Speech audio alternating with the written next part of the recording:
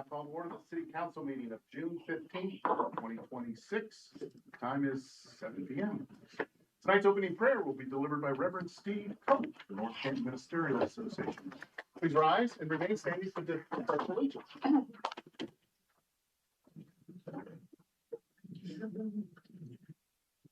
Dear Heavenly Father, first let me say thank you on behalf of all who are gathered here today. We thank you for your many and abundant blessings. We thank you for each person here, both officials and residents who are concerned for our community.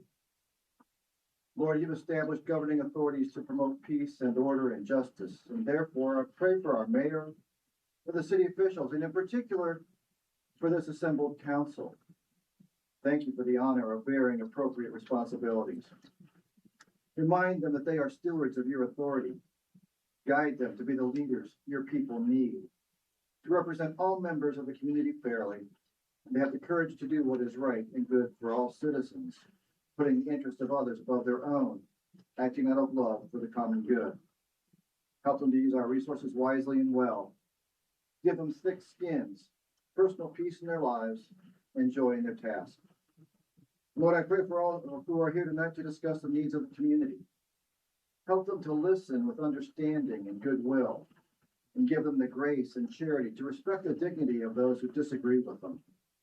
Grant them the ability to work together even when there is honest disagreement. I pray for the agenda set before them tonight. Please give an assurance of what would please you and what would benefit those who live and work in and around the city of North Canton. And I pray this in the name of Jesus Christ. Amen. Amen. I pledge allegiance to the flag of the United States of America and to the republic for which it stands, one nation, under God, indivisible, with liberty and justice for all.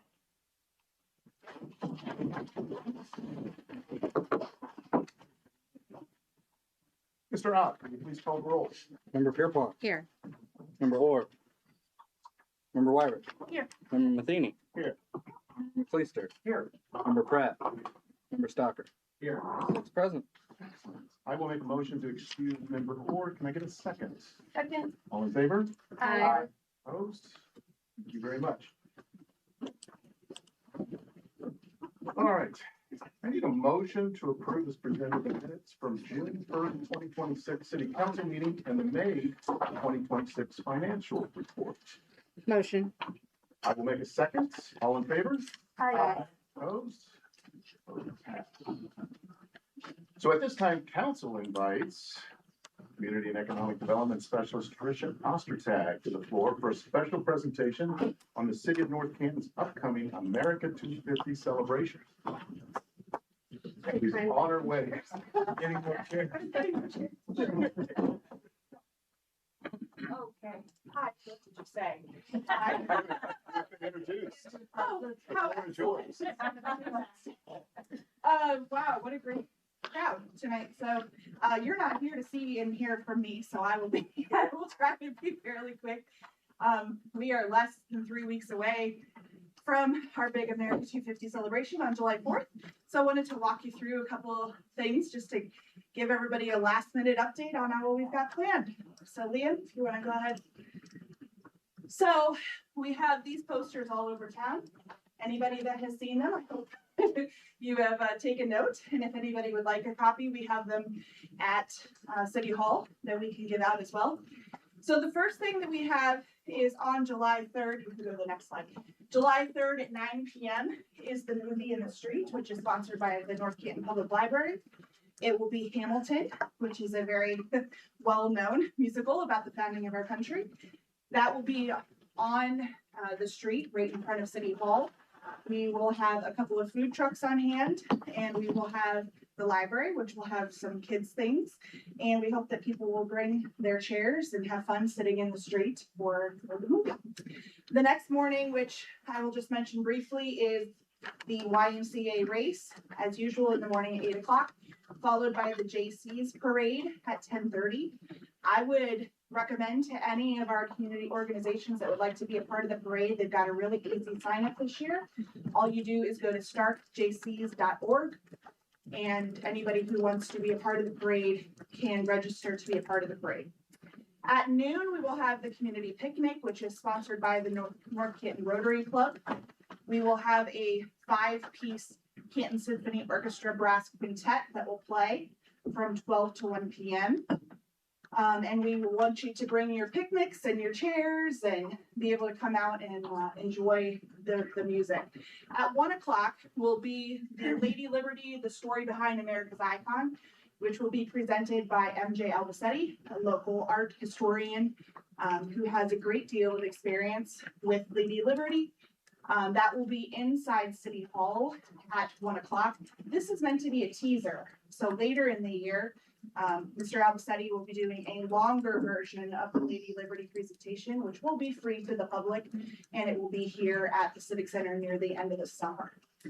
Then after the Lady Liberty presentation, we set up for the festival. The festival is in the evening. It starts at 5 o'clock. The main stage will be right at the corner of Maple and Main, but we are closing from Charlotte to Bactal. So a very similar setup to the Main Street Festival that will all be closed down. We have 20 food trucks. We have about 10, those have gone up since then. We've got 5 packaged food tents, 7 nonprofits, and 26 maker spaces. Those maker spaces they all had to include at least one Americana item that they are selling. So we asked them to kind of have an American marketplace. So we'll have that. The people that are the nonprofits will be joining the library and Mission View in the kids zone. And in the kids zone, we will have a bounce house. We will have the video game truck. Mission View's bringing all kinds of games. And each one of those nonprofits will be providing a kids activity as well. Go ahead and go to the next. So I wanted to mention our band, which will be there for the night, is Walk of Shame. They are a 80s to today cover band. It will be all music you know. That's what we were going for. We were going for a vibe, something that everybody would know and everybody would love. So if you want to look them up on YouTube, they're called Walk of Shame. And I also, of course, have to mention it is sponsored by the Patriot Project, who is supporting the main stage. This gives you kind of an idea of what the kids zone is going to look like with the bounce house and the video game truck. So lots of fun things for the kids to do. I think that's going to be a really fun area. By the way, that will be on the Hoover lawn. So for any of you that are bringing younger children, that's where the kids zone will be. Okay. So we will be doing a partial encampment, which will be done by the Marlboro volunteers. They are going to be coming and displaying Revolutionary War items that they're going to bring with them, as well as their gigantic trailer for people to be able to explore all of the things that they'll be bringing with them, which is being sponsored by the North Canton Lions. We are also going to have chalk artists, which are going to be sponsored by Walsh University. In my past life, I used to book chalk artists quite often. And so I thought that would be kind of a fun thing to bring to Main Street. We're going to have several chalk artists that'll be drawing kind of similar things to this. So that's just another added benefit. I want to also mention the dunk tank. So thank you to council who decided to be a part of the dunk tank. We have all of our slots are full now, which is awesome. The money that is raised from that dunk tank is for the North Canton Cares team in the city schools, which provides school supplies. Same thing for St. Paul's, because we have a teacher going in the dunk tank from St. Paul's, so she requested some over there too, as well as the JC's food drive that they are doing that day as part of the parade. Then we cap it off July 4th at 9:30 is the drone show. It is sponsored by Diebold Nixdorf. We are so thrilled to have them as a partner. That will fly over the Hoover plant starting at 9:30. The best place will be to sit on Main Street facing east, and that will be your best view of the drone show. It is a 17-minute long drone show. And some of us have seen the projected show, and it's really impressive, you guys. And it's going to be so fun. It's also timed to music that will be playing from the main stage. So, is that all I have in there? I can't remember. Cool. Oh, yes. Yeah. So the sponsors, I want to make sure we mention the Herbert W. Cooper Foundation, who is our title sponsor for the entire year. They supported us with a really nice grant to be able to do all the things we're doing. And then from there, obviously, all of our sponsors that we were able to bring on board. Part of the show will also be the car show. The car show is being put on by the Canton Cars and Coffee Group. This is the group that you see do car shows all over Stark County and the surrounding area. They know what they're doing, and it's turnkey. So I can hand it off to them, and they are handling all of it. And it's hopefully that'll help fill up the streets and do something a little more fun to do. So I also wanted to thank everybody for the veteran banner program. Obviously apologize that those were a week late. We had a printing error. But they are up now and they look fantastic. We have had some people reach out to us wanting one now that they're up. And I said that if we got at least 5 of those, we would do it. So if you are interested in a veteran banner, please reach out to me. And like I said, if we get 5, we will definitely do another round of those. They do have to come down before the fall because of our amazing Hoover Viking athletes that go up in the fall. So they'll be up till the last of August. I also wanted to mention we had an art and writing contest. The art part of it is still going on, which is sponsored by Abbott Electric and produced with cooperation from the North Canton Public Library and the Little Art Gallery. Or did we make it? I think they're all. Okay. All 250 canvases were picked up. So we are going to, hopefully, if everyone brings them back, have 250 pieces of prize that we'll be showing in the Little Art Gallery in a range of ages from kids all the way through adults. So we are going to be providing some cash prizes for that, and that'll be another exhibit that you guys will be able to go see. Oh, we need volunteers.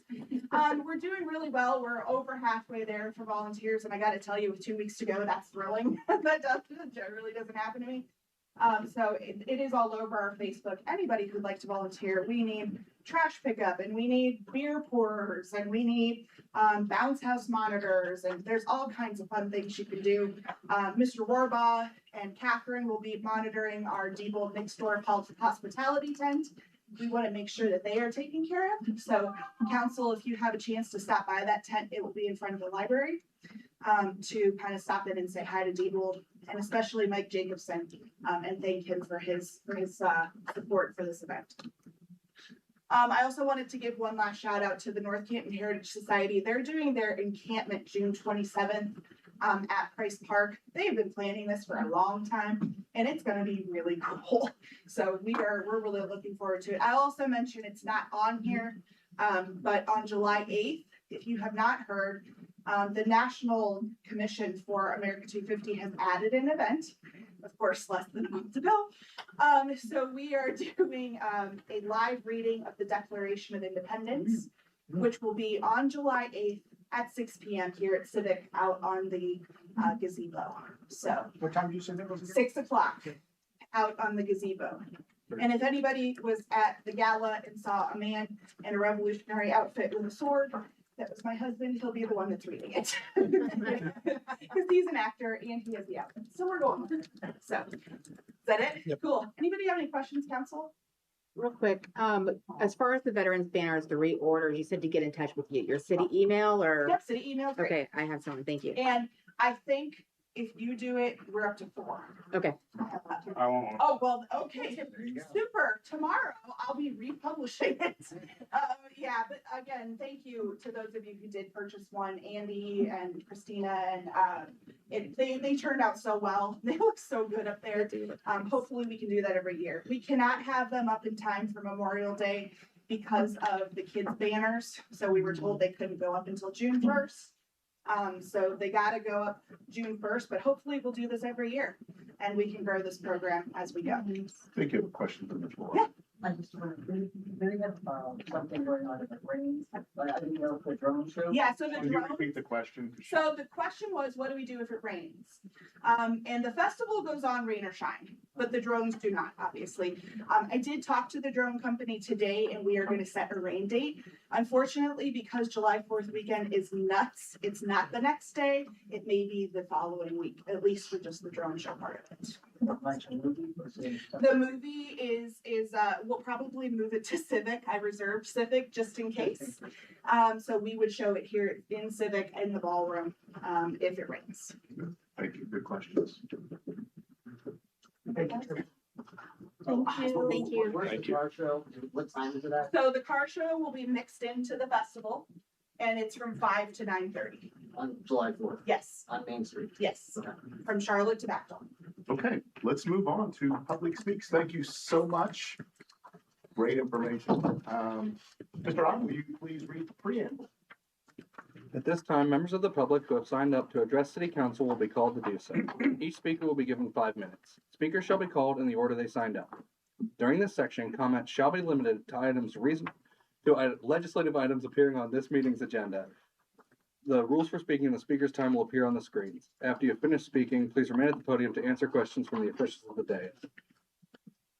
Mr. Quinn, the podium is yours.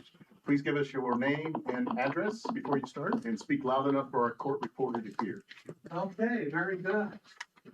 Gosh, it's so nice to see you folks in person. I've seen you all on TV so many times. I feel like I need to ask for your autograph. I'm such a fanboy. My name is Jim Quinn. I live at 120 Marcourt. That's the street with all the potholes. My wife wanted me to mention that. I'm of course here to talk about the Dogwood Pool, and from the looks of the sign-up list, I have a feeling you're going to be hearing a lot of people tell you how much folks in North Canton love that place and don't want to lose it. So I'm not going to repeat any of that.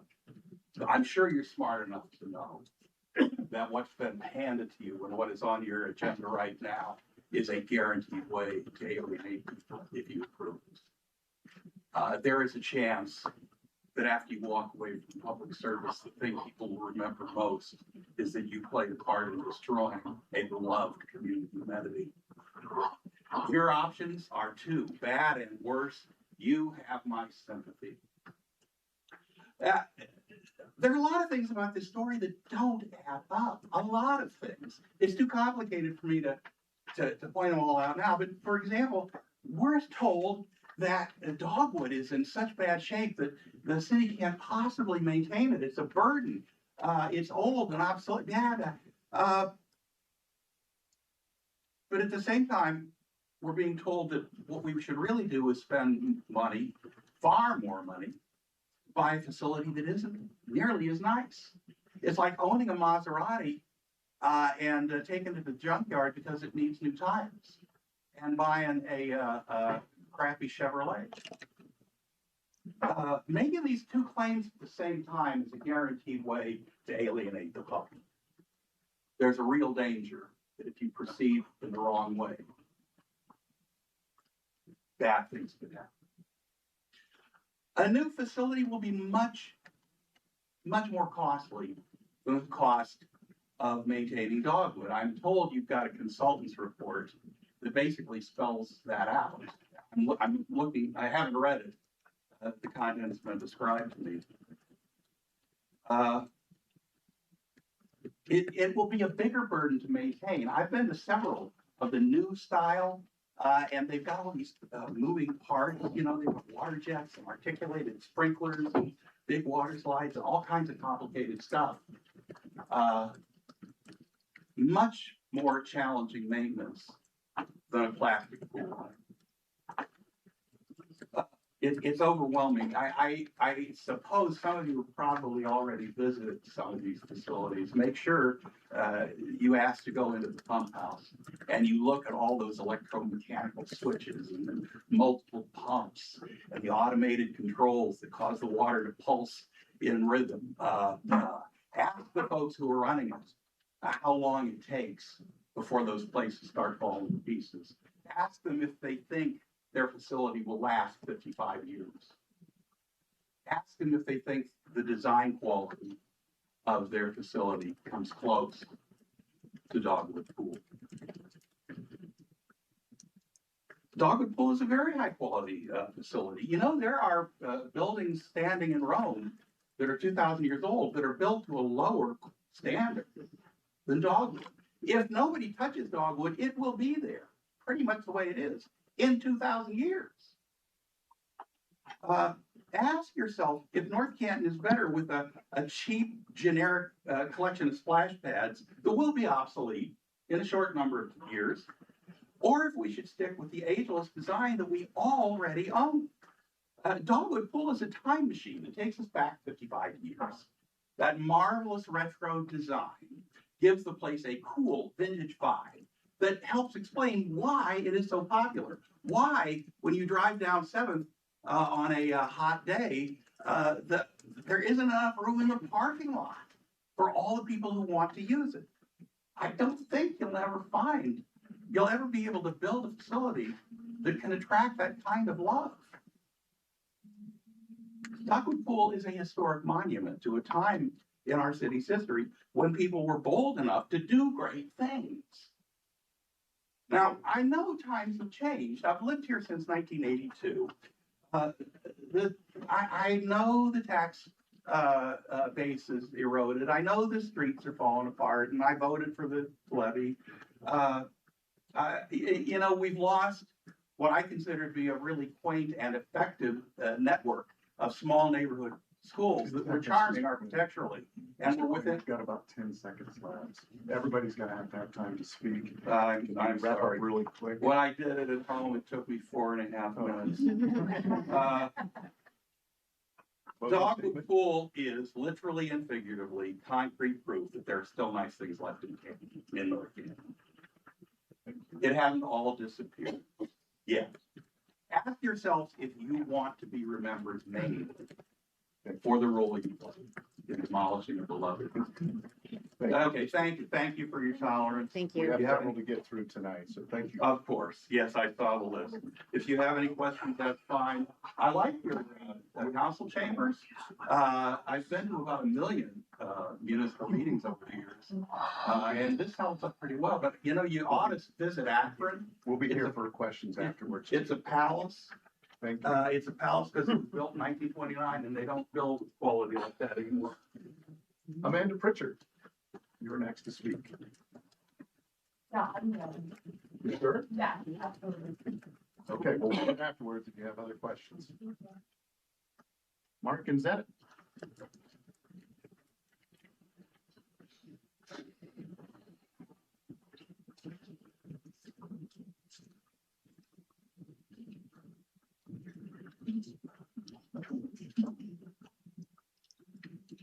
Mayor,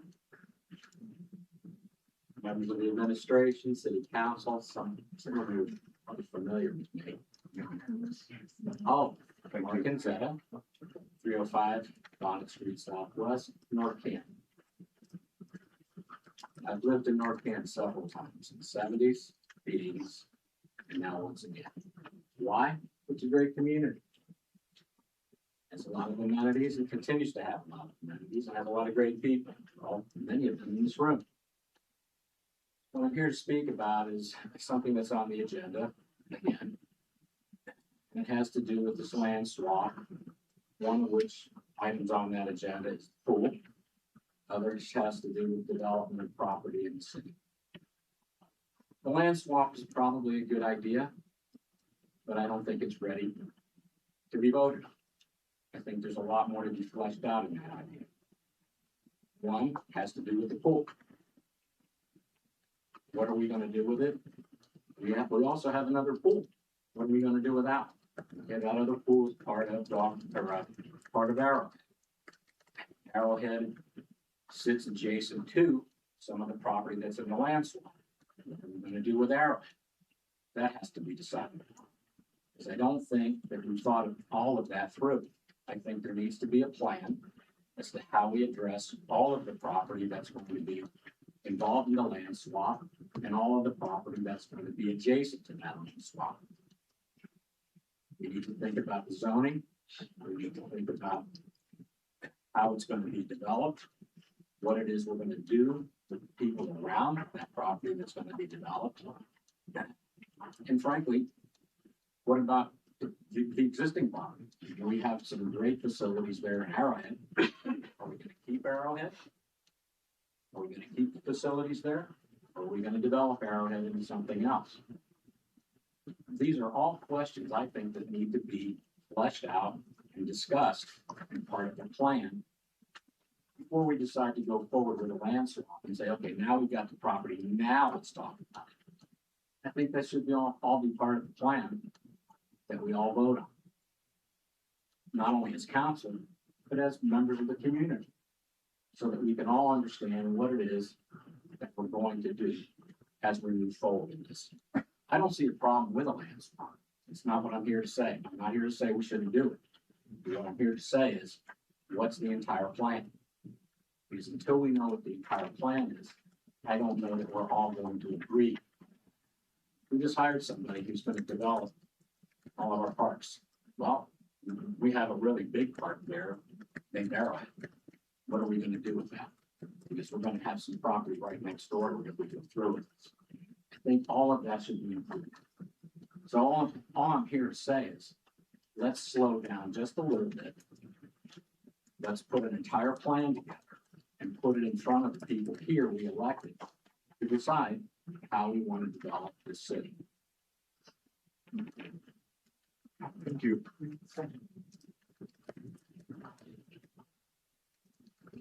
Cindy Rizzolti?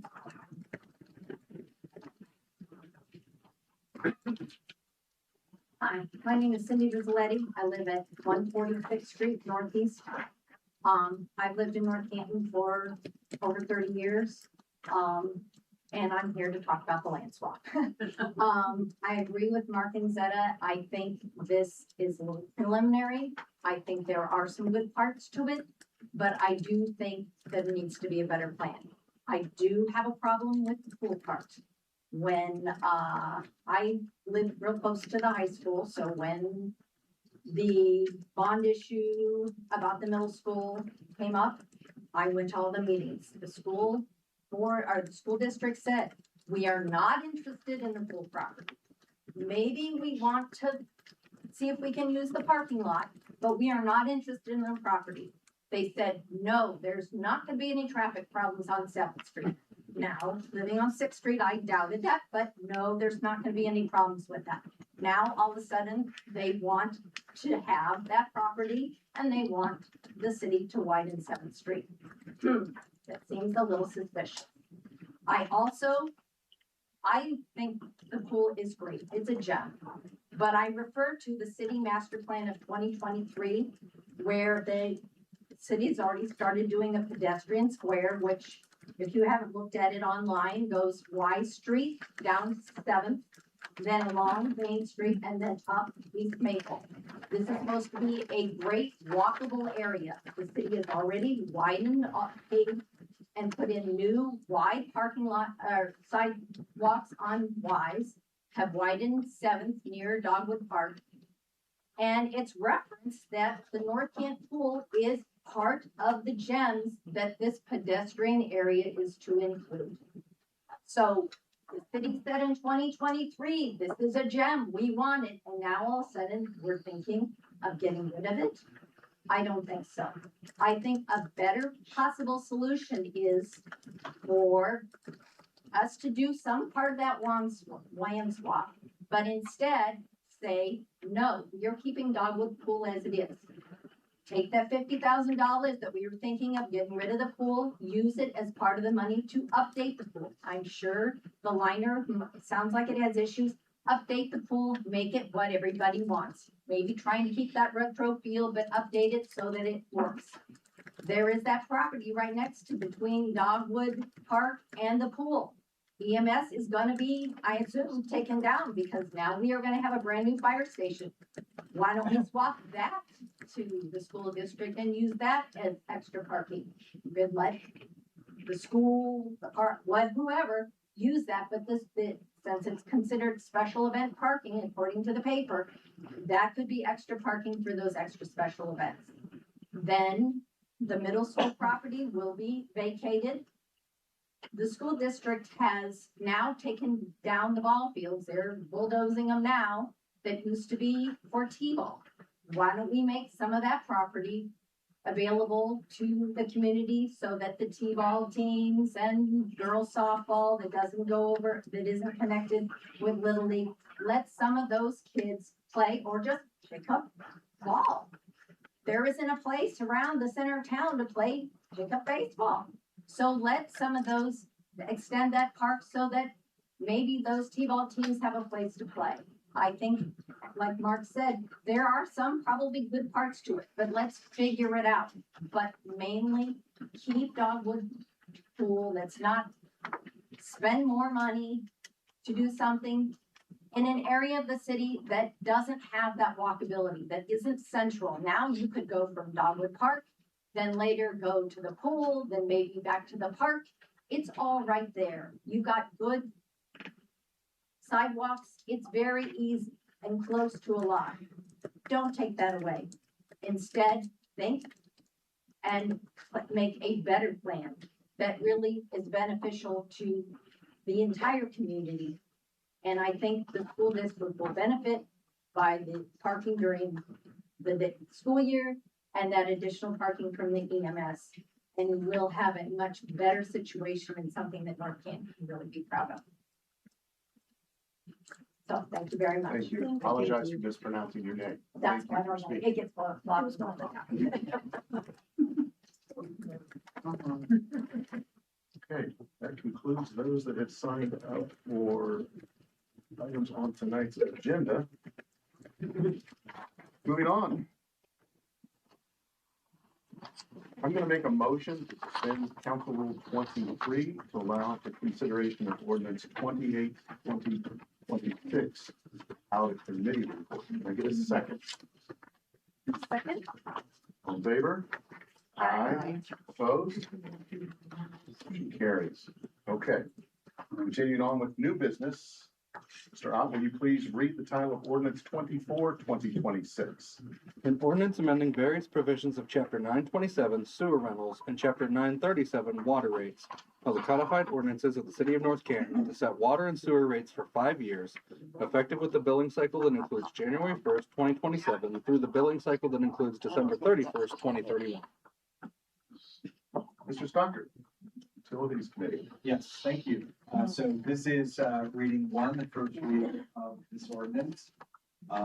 My reading, along with the presentation from last week, says that we are attempting to align our sewer and water rates in a more equitable fashion.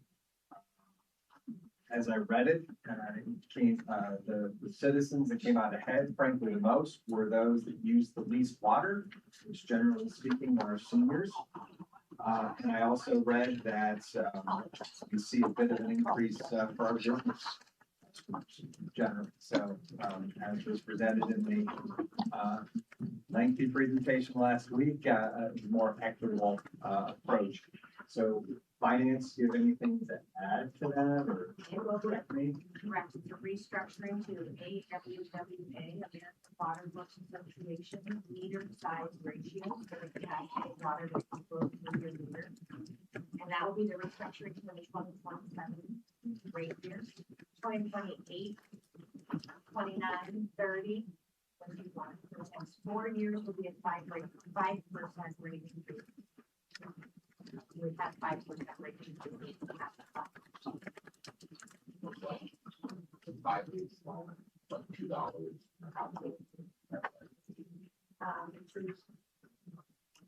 For water and sewer, we have an example bill.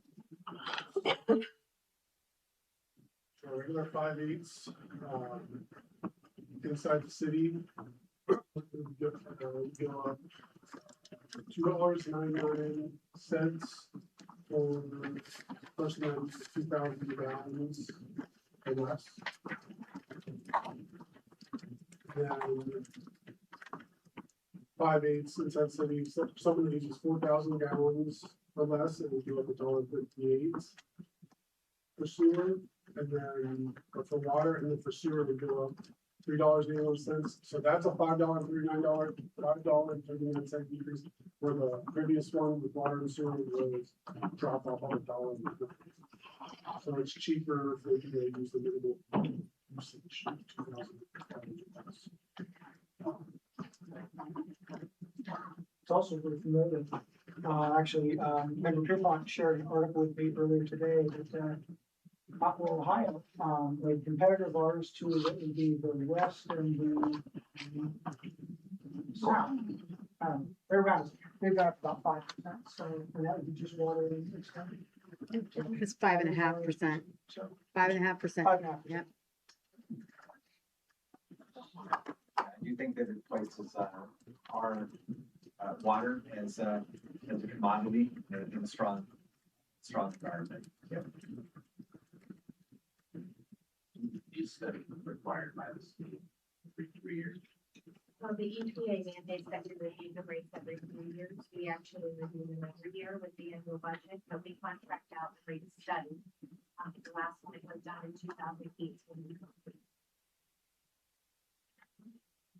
And ultimately, they're asking us to have a reserve balance of 100% of our annual expenditures. We're not there yet.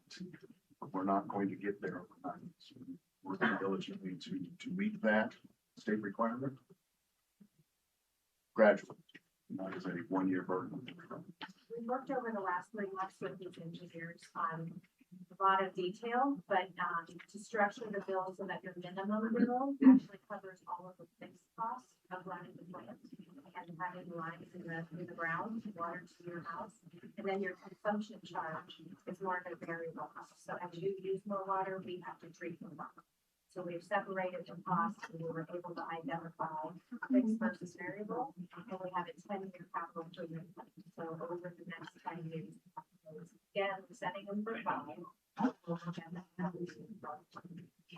Yeah, what's nice also is we have the capital delivery, which is said, so all of those projects for each year are built into these rates. So it's kind of nice to work with the days and see we got to figure this out.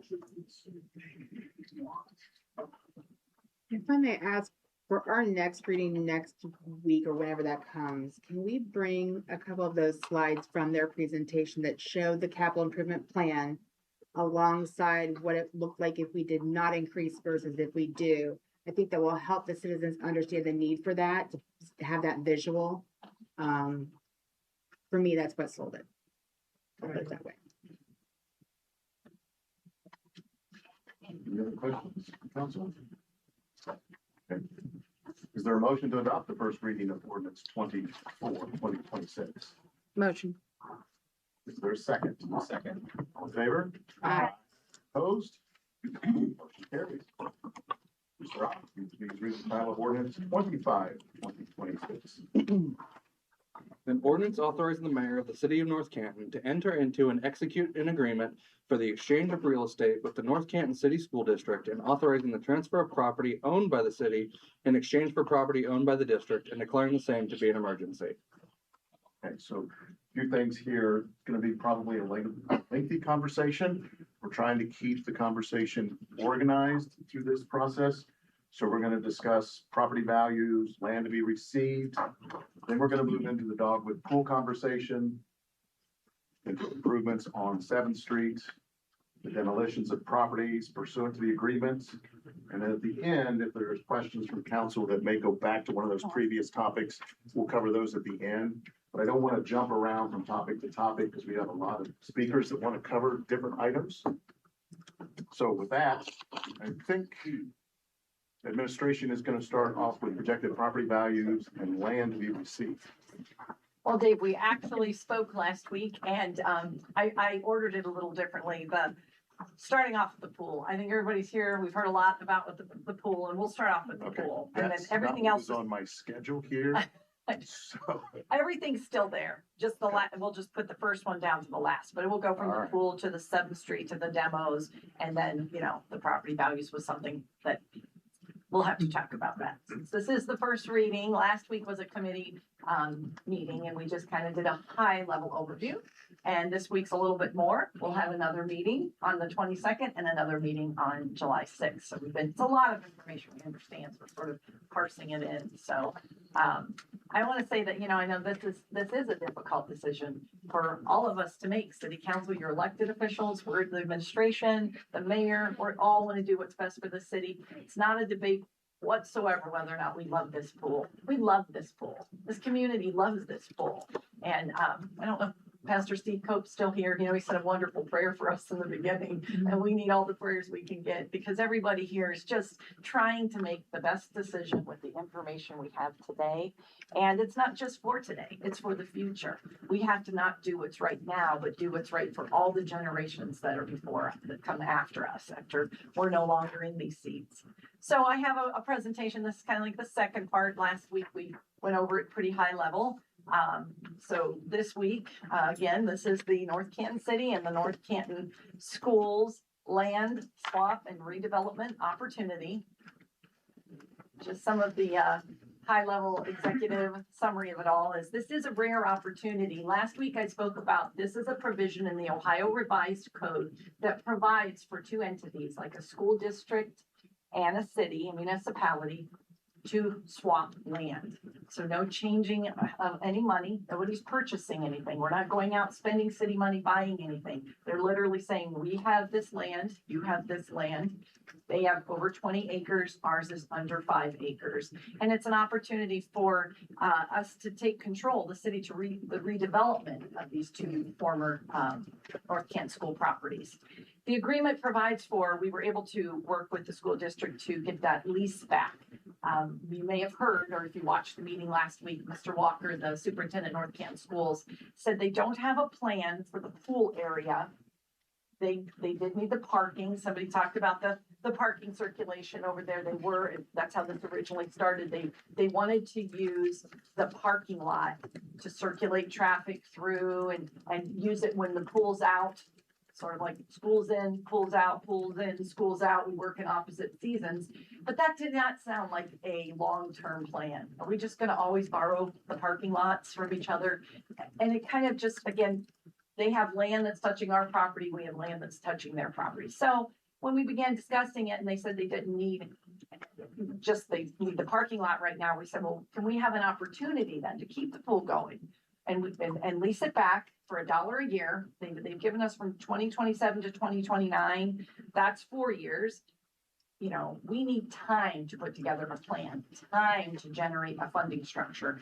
And we thought, if 4 years wasn't enough, we don't know, but if we went back and said, we need another year, we have if it's a 5-year plan we have to put together. But we need time for the city, to create a new plan for parks and housing opportunities and a plan to expand our tax base to bring more revenue into the city so we can have more things. So this we looked at as this land swap's an opportunity for future redevelopment and for those proceeds to help fund future initiatives such as a newer, more up-to-date pool or aquatic park. And remember, I'm going to show you some things on here, so I'm putting a little note that any concepts that are going to be shown are just illustrative purposes. They're not final development plans. Excuse any mistakes I make. I'm human and I make human errors if you see them, but just keep that in mind. So without any further ado, we dive right in. Let's see what I did there. Dogwood pool. I know this decision isn't a pool. It's a land swap. That's what they have to vote on and decide about whether or not we do the land swap. But we must address the pool. The pool is why a lot of you are here tonight. So someone else that's here tonight that knows the pool very well is our Parks Operations Manager, Steve Shank. He's in the corner over there. You may have to go to the podium, Mr. Shank. Steve's been over a decade of dealing with the pool. So while so many of you enjoy the pool while you're in it, and you see it from the street or whether you're there at the pool, it looks beautiful, blue. Steve knows a little bit more deep on the infrastructure and what it takes to run the pool in the pump house. And, he knows what's going on underneath it all. So There it is. Click it again one more time so it comes up. It says, what's under the water? Thank you, Holly. I pulled those off what you posted. Holly, so we took all of council, or I think most everybody, for a walkthrough. Steve led us for a walkthrough. That's when the pool was empty and we went around and looked at it. We had someone come once to a council meeting and say, where's the liner? I don't see a liner. I see blue water.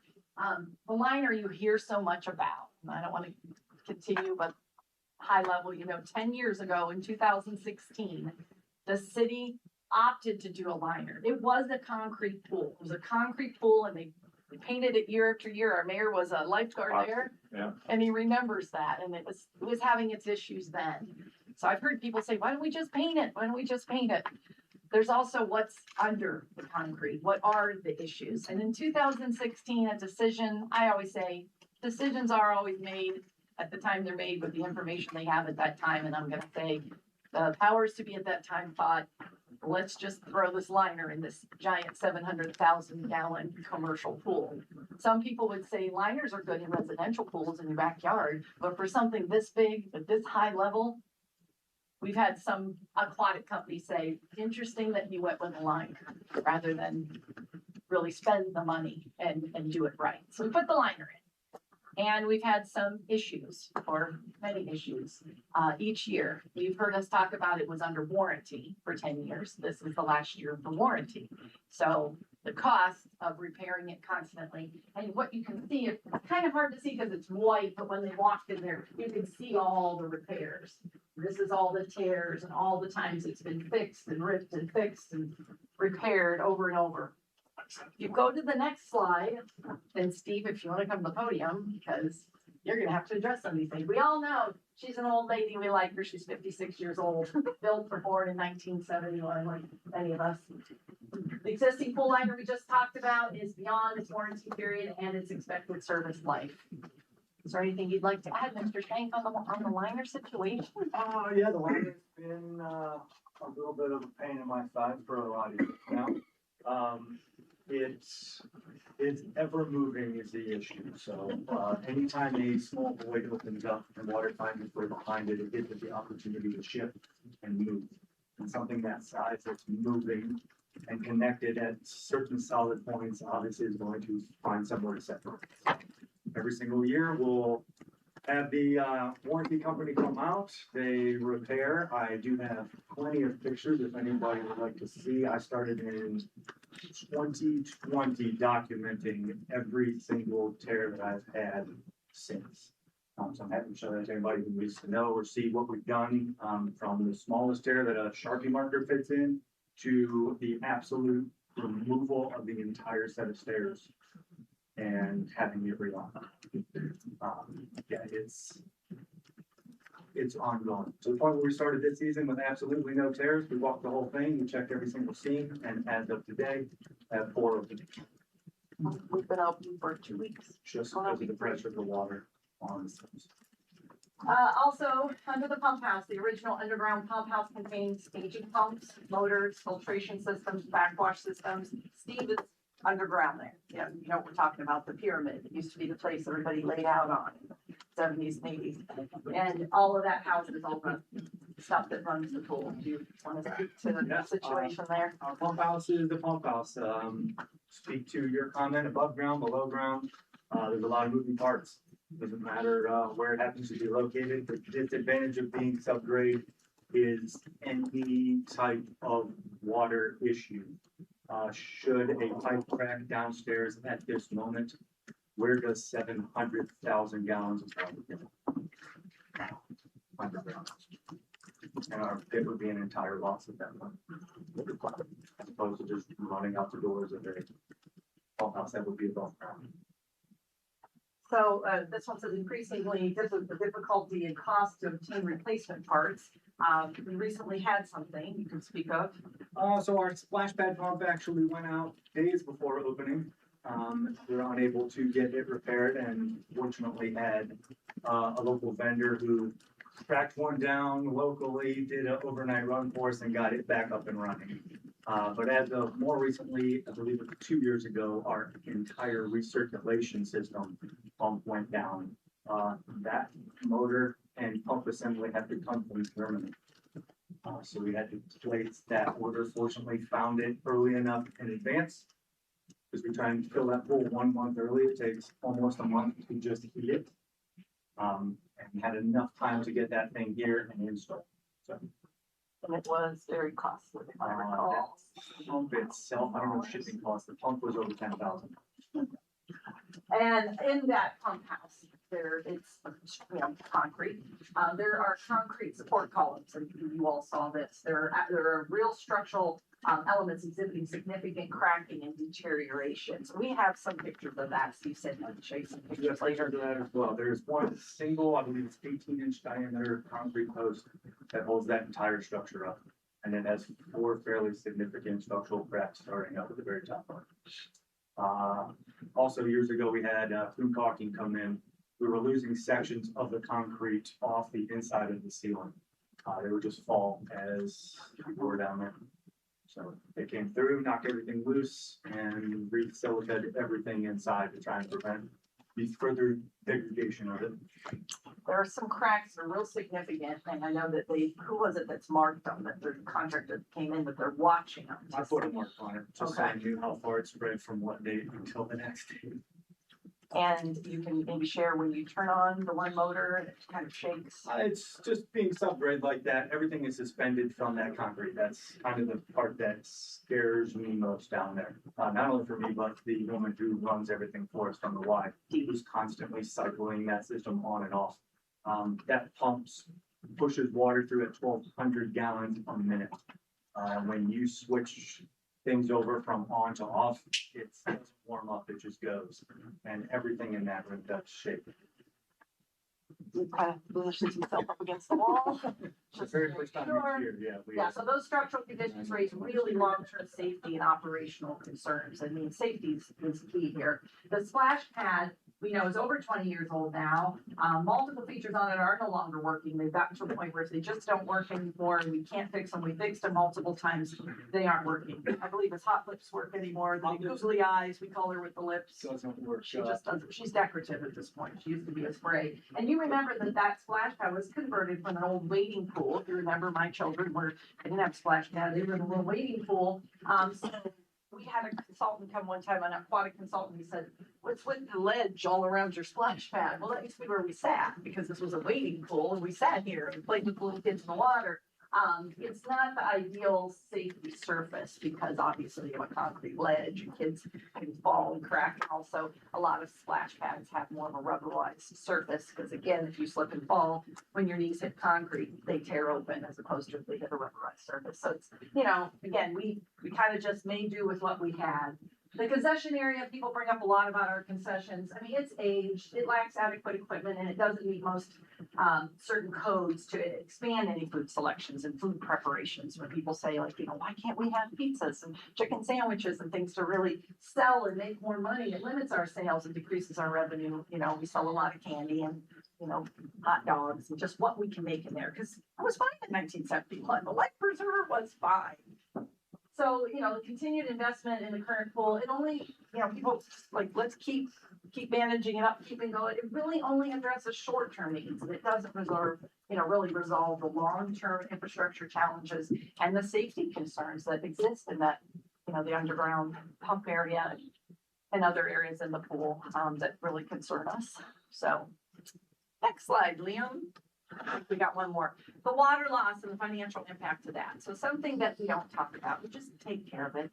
And, we love Brian Hill that was here for 45 years taking care of our parks, and this pool was number 1 on his list, and it was always just keep it going, just keep it going. We just fill it up as the water leaks out. We don't know why, but there's some issue underneath, and aside from coming in and jackhammering it all out, we experience significant water loss, and it is due to what's the old aging infrastructure underneath. So we were losing about 80,000 gallons per day. And that's about 2.4 million gallons lost per month through the pool season. So that water, as it's going out, new water has to come in. When it comes in, there's a cost on that water. There's also the sewer cost, there's gas costs, we have to heat that water, we have to treat that water. The staff time is the people going up from the parks department that have to make the repairs and take care of all the issues. and emergency repairs where we have to, call others in to help us out. So, we looked at the seasonal impact is about $150,000. And, it's just increasing operational financial risk and looking at, the land swap as being an opportunity to get redevelopment revenue. A future applied facility may provide a longer term solution for the community. So I think that's next one, Liam. We're gonna go into land swap now, so Steve, you don't have to stand at the podium anymore, but Well, Steve will be around for we should questions see if we later. got questions first on the pool before we go to the land Okay. swap. Let's, Stay there. You wanna entertain questions I on the think, pool yeah, I first? think we should do Okay. the pool stuff before we move on to land swap. Let's go through this. Hey, Steve, how many pairs do you think we've had since 2020 when we started out? I would be fairly confident in saying over 30. I could go through and get an exact number on that. That's literally from something that's been moved inside to the entire replacement of the steps. But some of those are multiple as well, like the seams that have opened recently. The most significant one, which is towards the middle entrance steps, has been fixed probably 3 times now, all under warranty. The other 2, yeah, 2 others opening up in the deep end are previous repairs as well. There's one. What about like the concrete underneath? I know I walked it, one of the corners of the deep end. That's the problem with liners. You can't see what's going on behind us. Yeah, so we're not sure, obviously the structure behind the liner is not watertight, or a seam would just let water behind the liner and it'd stay with this equipment in that shell. We're losing it at such a rate, yeah, there's gotta be some significant separation in the whole pool somewhere that water finds its way to. I've heard some folks, I actually see some people post about it online, I've had people ask me, and I think this is a perfect segue to bring this up. Why not remove the liner and spray some sort of a coating on it or go back to where it was? My understanding is you can't do that because of what you just said in response to Mr. Pratt, was that there are possibly voids or there's cracks or structural issues in some sort. They went with the liner for some reason. I wasn't here when they made that decision, and I never saw that pool without the liner in it. I can answer to that. So I worked at the pool for a couple of years. And at the beginning of the season, we would spray paint where there would be cracks. And we'd spray paint it with orange paint, and then we'd come back and we'd put epoxy. So the big problem about not knowing or seeing and making those in-or repairs is we've gone now 10 years without doing that. We don't know what's in there. I mean, there could be cracks everywhere, but every season that I saw, everybody spray painted, there are always cracks. It's concrete. I mean, it's just naturally gonna crack. And it's not so solid ground that it's built on. It's supposedly built on an old soft land, swamp land, whatever, or maybe a trash pit. There's so many different things I've heard. It's not very solid. It's very swampy land. So, Steve, Mr. Shane, if I could ask, so going back to the liners, so, what would you estimate those tear repairs might cost if they were not covered by a warranty? Can't honestly answer that question for you because I've never had to fix it. I did learn personally how to make the repairs, knowing that this day would come and the warranty would be gone. Try and save on smaller repairs. I wouldn't be able to do the extensive replacement of the stairs, or some of these are up to 6 or 8 foot long, the entire section, and every single square inch of that has to be hot air run. There's other pool companies I'm sure that do it.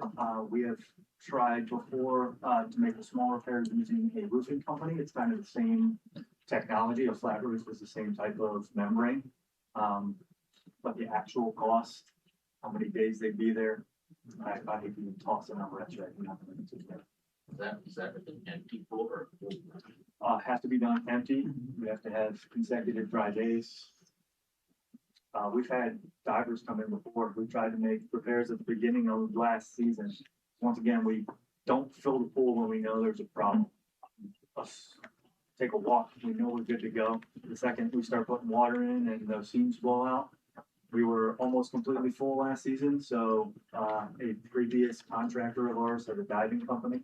And we brought him out with scuba gear after an employee and I tried to make our own person. Didn't go well. He didn't drown me, all good. Just unable to make anything. There's so much pressure running through there. You're losing 70 to 80,000 gallons a day, possibly through one seam. The volume of water that's moving through it will not allow you to set a proper catch. There's no time to set up. It has to be empty in order to make it.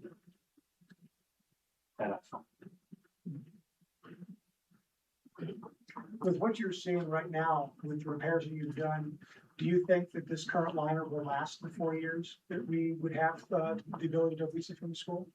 There could be a point where every single seam in there has a patch on it. Yes, it could last, but at what cost? And where do we draw the line at safety has always been my concern. If I'm losing that amount of water through a seam and it has that much suction, at what point is it no longer safe? So, Steve, when you talk about safety, you're talking about swimmer safety. Swimmer safety, absolutely. Yeah, if you're losing that amount of water through a seam no bigger than that, a foot fits in there, hand fits in there.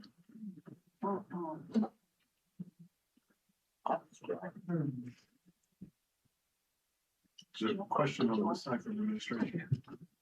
Jeff asked my question. Okay. How much chlorine and water loss do you see in like a day or a week? Just trying to gauge. That 80,000 gallons is a day. Yeah, that was that previous slide. You can go back to The that water one. loss is a day. It's a day. Wow.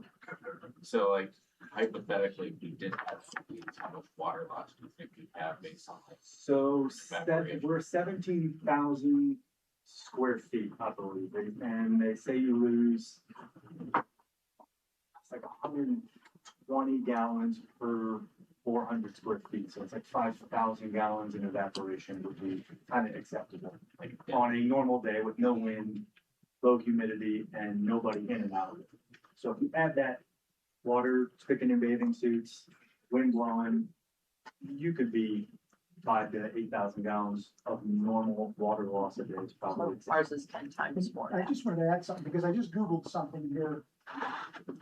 The average residential swimming pool holds between 15 and 20,000 gallons of water, so we're losing the equivalent of 4 large residential swimming pools a day. Yeah, our pool is over 600,000 gallons, right? Almost 700,000. 170,000. Yeah, almost a 700,000 gallons. What do you think about chlorine loss per day? We'd have to reach to the Y, so the Y actually handles the chemical aspect. I do know that there are 350 gallon chlorine tanks down there just for the main pool, and they are refilled weekly. 200-300 gallons. Yeah, we're losing 700 gallons of chlorine a week. Would probably be fairly accurate. I'll hold me to that one, but I know they get removed weekly. Steve, obviously you're very skilled in all things dogwood pool, and I don't imagine we have anybody else like you working for the city at this time. If, I won't say get hit by a bus, if you won the lottery and you left us tomorrow, would we have anybody else that would be able to do these things right now? I'm sure somebody would step up to the plate. But they whether need to were dumb learn. enough to do it. I was left with a really big impression about how much you had to teach yourself about how to take on these repairs, and it's very much appreciated. And you probably don't receive enough thanks for that. So the city has you to thank for that. Yes. Yeah, knowing that we're hoping we can get as long as we can out of this thing. I'm glad that it's kind of sure. And this might be a question for Steve, might be a question for Catherine, or even Christina. If we were to rebuild this pool and get it back in tip-top shape, how much do we anticipate that would cost? like all the repairs are needed, and I guess it sounds to me that might even be like redoing the bowl itself, like the whole thing. Well, we have, actually, next week, we have the consultants that are doing the city's parks, recreation, open spaces master plan coming to present that. They had an aquatic engineer evaluate the pool, and they did discuss that, the cost of a rebuild of the pool at the current site, it would cost the same whether it's at a current site or somewhere else. And it was in the multi-million dollar range, I think on the low end, 10 to 11 million, as high end as $15 million. Of course, a $15 million pool is gonna have a lot of features and bells and whistles. This is where if we want to sit, plan and design, we would do what is right for our community.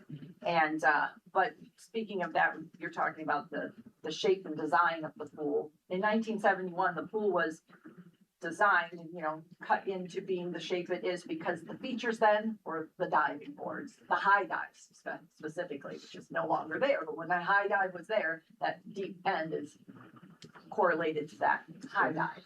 So, you know, there's a large portion of the pool that is the deep end. And newer pools today have more of that zero beach entry, and they spread the people out. More people can be in the pool at a lower depth, where, you know, now you see the large amount of people all crowded in one area before they would go over the rope and then be into the extreme deep water. So it would be a whole new design, is what they said. You would not just take that old design and, you know, just try to slap a coat of paint on it. And I wanna make sure I heard you correctly, whether we rebuilt there on 7th Street or we rebuilt at another Somewhere else. location, it would cost approximately the same because it's that far gone. Yes. Okay. It's a whole new rebuild that's required, because again, it's also all the infrastructure that's underneath and the pump house. I imagine a pump house today would not be underground. You would know, Mike from, you know, he was a parks director in Greensburg almost 30 years, 28 years. And, yeah, you know, you have your experience with pump houses. Yeah, They're it'd be above ground. Okay. I'll add to that, if we, like, you'll hear this next week also from the consultants, but if we wanted to look at doing that, pull out the liner, paint, patch, we could potentially do that for a couple $1 million. And we're told that could get us up to 10 years of that. So it's like a Band-Aid. It's a Band-Aid, it's not, so it's still a lot of money going into something that there are no guarantees, and that doesn't deal with the failing pump house, unfortunately. Is that a steel liner? Is that one? They gave us a few different options. I don't even, do you remember? I don't think that was even a steel liner. I think I that don't was think like there the was a liner patching on and the that one. Yeah. removing, and yeah. Kind of going back to Yeah. before. Yeah. There were some references to a concrete base with steel, siding, Around sides. the sides, or yeah. Concrete floor. Yes. We took a field trip up to City of Akron, and we looked at a pool called Reservoir Park that the City of Akron rebuilt. It was shut down for a couple of years, and they redid it, and we looked at it and we thought, you know, it has that zero depth entry, real wide. I think it just goes maybe 3, 4, 5, and a very small little deep end, because they don't have a diving board or anything. They I can't remember, did they have a slide? They had one slide. But yeah, that's, if anyone wants a field trip to go out and look at something like that, seemed like if we did something, maybe we could do something like that. And Jason worked for the City of Akron. Can you tell us much about Reservoir Park? Yeah, over in that corner, so the court reporter can hear. Sure, I have a loud voice, you won't have any problem. That pool was, in very bad shape, hence the improvement that we saw. I left the city of Akron in 2023, I was there for almost 25 years. I hadn't seen that pool since, I'd only seen the old pool. It was very nice, from what I could find out. City of Akron spent about $6 million on that renovation of that pool. Pretty significant renovation. I could find out for you if you're interested exactly what they did. But I think for the purposes of tonight, it's fair to say it was more than what Christina described, but not an entire rebuild in that 10 to $11 million range. It's also, I've been trying with AI and Google to find out the square footage of that pool. I can't seem to track it down, but I know people I can email and find that out. But it's definitely not as large as Dogwood Pool, but like Catherine said, one nice thing about a modern pool like that is because a lot more of it is usable. because of the depth and so forth. I wouldn't be surprised, probably couldn't get as many people as Dogwood could hold, but I bet you it wouldn't be that many less people, but for quite a bit smaller square footage. City of Akron is so much larger than North Canton. I wonder how many it does serve. That pool, well, City of Akron has two pools. It's got Reservoir Park, it's got Perkins Park. Reservoir Park's in Goodyear Heights on the east side. Reservoir Park is in Sherbondi Hill on the west side. If you just split the city in half, each pool serves 95,000 people. So we've got 17,000 here, and I know we get a lot of folks from outside of North Canton as well, but those pools serve a lot of people. Our consultants that did the master plan that are coming next week, they did Reservoir Park also, so we may be able to get some information from them. And you're talking square footage wise, you're about that. Our current, where you said is Steve, 17,000, about 17,000 square feet. They have preliminarily spoken with us about that being very large. I think Christine, I don't know if you remember, did they say something 12,000, somewhere 11,000? I think it was 11,000. 12,000. Yeah. As far as square footage, we Oh, won't square need footage, as big a pool Okay. to still be able to have the same amount of people, so. So what I'm hearing is multiple challenges on many fronts as it comes to the pool that we're currently in. But under this land swap agreement, we have a 4-year, $1 lease back to help us with the master plan for the parks, to determine what's going to be the movement forward from there, correct? Can I ask one more question? Absolutely. To the land What- swap. What Going the hypothetically, wrong way. what would it cost to build a smaller pool where it's at? Just like we erased Dogwood pool, build a new one, smaller to fit like today's needs. And I think of Dogwood, not in a bad way, but you know, you have, it's like an L. I think of it in thirds. You have a diving area, you have an area that I can never touch in, and then you have the shallower end where everyone sees to be. If we went to a smaller footprint of a pool, what would something like that cost? Great question for the master plan next week. I'm not an aquatic engineer. They are, and they will have that. It's like they said, it will cost a lot because it's not just, re-digging it all out, relaying it all out, redoing the pipes, doing the pump house and all of that. New concrete, you have to do it all. But they can probably answer that for you better than I could throw at it. So stay tuned. Any options? We have more information coming next week that will be helpful. Okay, thank you. Thank you very Very much. informative. Thank you, Mr. Shank. Thank you. We may have more questions coming in. Yeah, we may need you next week too, so get comfortable with you Monday nights for the next couple weeks. So, any more pool questions, or we'll move on to just talking about some other things? Council asked me questions this past week and I'm trying to answer them all because this is the community process. We have to answer all the questions. I heard somebody say, don't make a rush decision. We don't want to make a rush decision. We want to make the right decision. So some of the estimated cost considerations were asked of me. What are the transfer title legal fees? What's it going to cost for the widening of 7th Street and the whole streetscape that we want to do that's similar to the Charlotte project that we did for the agreement? And what are some of the demos? Thank you for coming. The demolition costs. Yeah.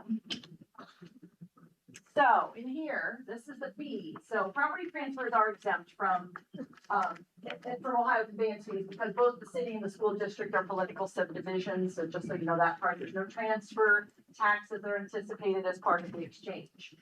The costs then are primarily associated with title insurance, surveying, plat, legal descriptions, escrow, closing services.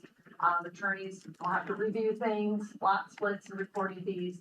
We've got some estimated costs here, just some ranges because I can't give exacts, but I can tell you, title closing costs around anywhere from 5 to 15.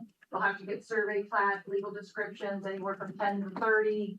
And that's on all of the properties. Estimated legal fees could be low as 5, go to 20, very estimated.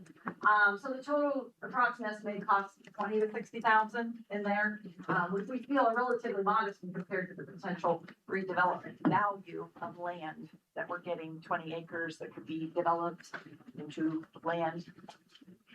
Next, in the fees, this is the cost of street widening and the 7th Street improvements. So the little red asterisks say, this is per our city engineer, Rob Graham, who was not able to be here tonight, but these are the exact amounts, the ranges that he gave me. Without a grant, the widening on the south side of 7th Street between Park and Wise, so we talked about that being the first part for the bus traffic, to accommodate that, about 200 to 250 without a grant. Our city engineer is very talented in getting grants, so there's always that opportunity there. The full streetscaping, about 2 to 2.5 million, and that would be from North Main to Wise, the full streetscaping like we did over at Charlotte, Maine, with the lights and the sidewalks, and that is, we have a grant right now pending in Congresswoman Sykes' office for $2.5 million.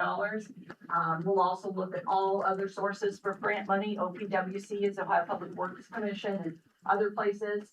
So again, our share of the cost of that varies depending on any grants we get.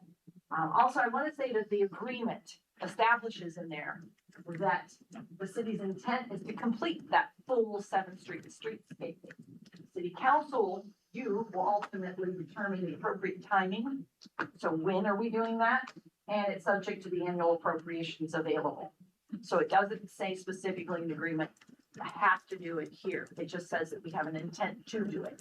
We would bring it back to council to make sure that we had approval from council and appropriations, that the money was there. So just want to make sure that's clear. Liam, the next one. And the demo costs. So again, from city engineer Rob Graham says, about 250 to 275 would be his estimate on taking down the Orchard Hill building. And a successful grant would cover anywhere between 50 to 85% of that cost, depending upon which grant source and how that the land bank has available. He's been very successful with other buildings the city has taken down with getting money from the land bank. Also Dogwood Pool, the demo that would be there after the time period that we leased back. That would be a small, probably he said $40,000 to $50,000, again, without a grant. If, he was successful with the land bank grant, anywhere from half of that cost covered to up to 85% of the cost covered. So that's the costs of demolition in this agreement. Going back to the street, 7th Street, so there was a comment made earlier on the master plan from 23. Right. About the walkability. Yes. Isn't that part of the 7th Street streetscape that you were referring to in this also? So it's not part of the land swap entirely? It's part of the I think master what you're saying plan? is we were intending to do it anyway at some point. The city would have an intention to do it, but correct. Depending on grants. Yes. Okay.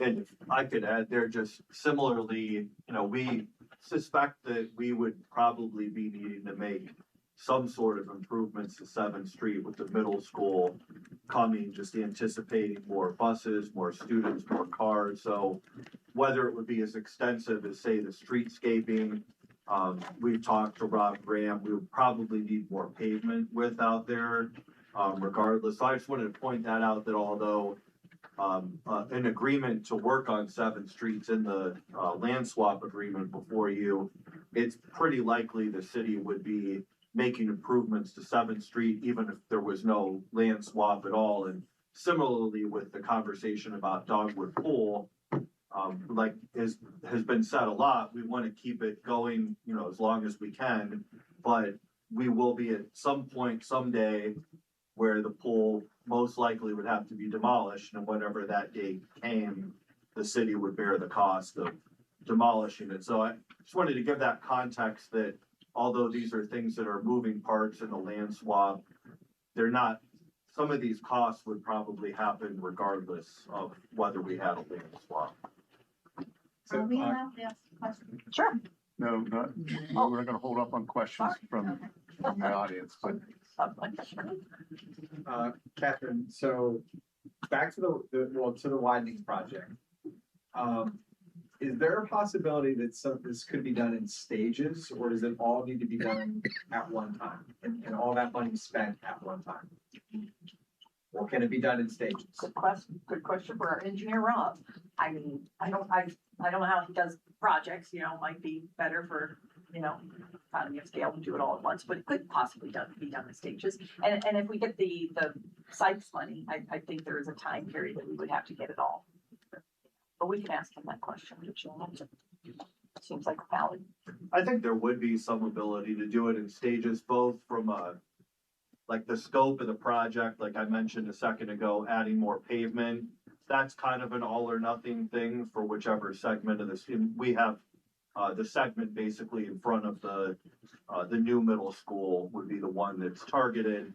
But maybe some of the streetscaping and things like that could be done incrementally as funds became available. And then similarly, the project limit. So again, we're kind of focusing, Rob's focusing, I should say, in the short term on the part in front of the school itself, and that's where the school district is interested.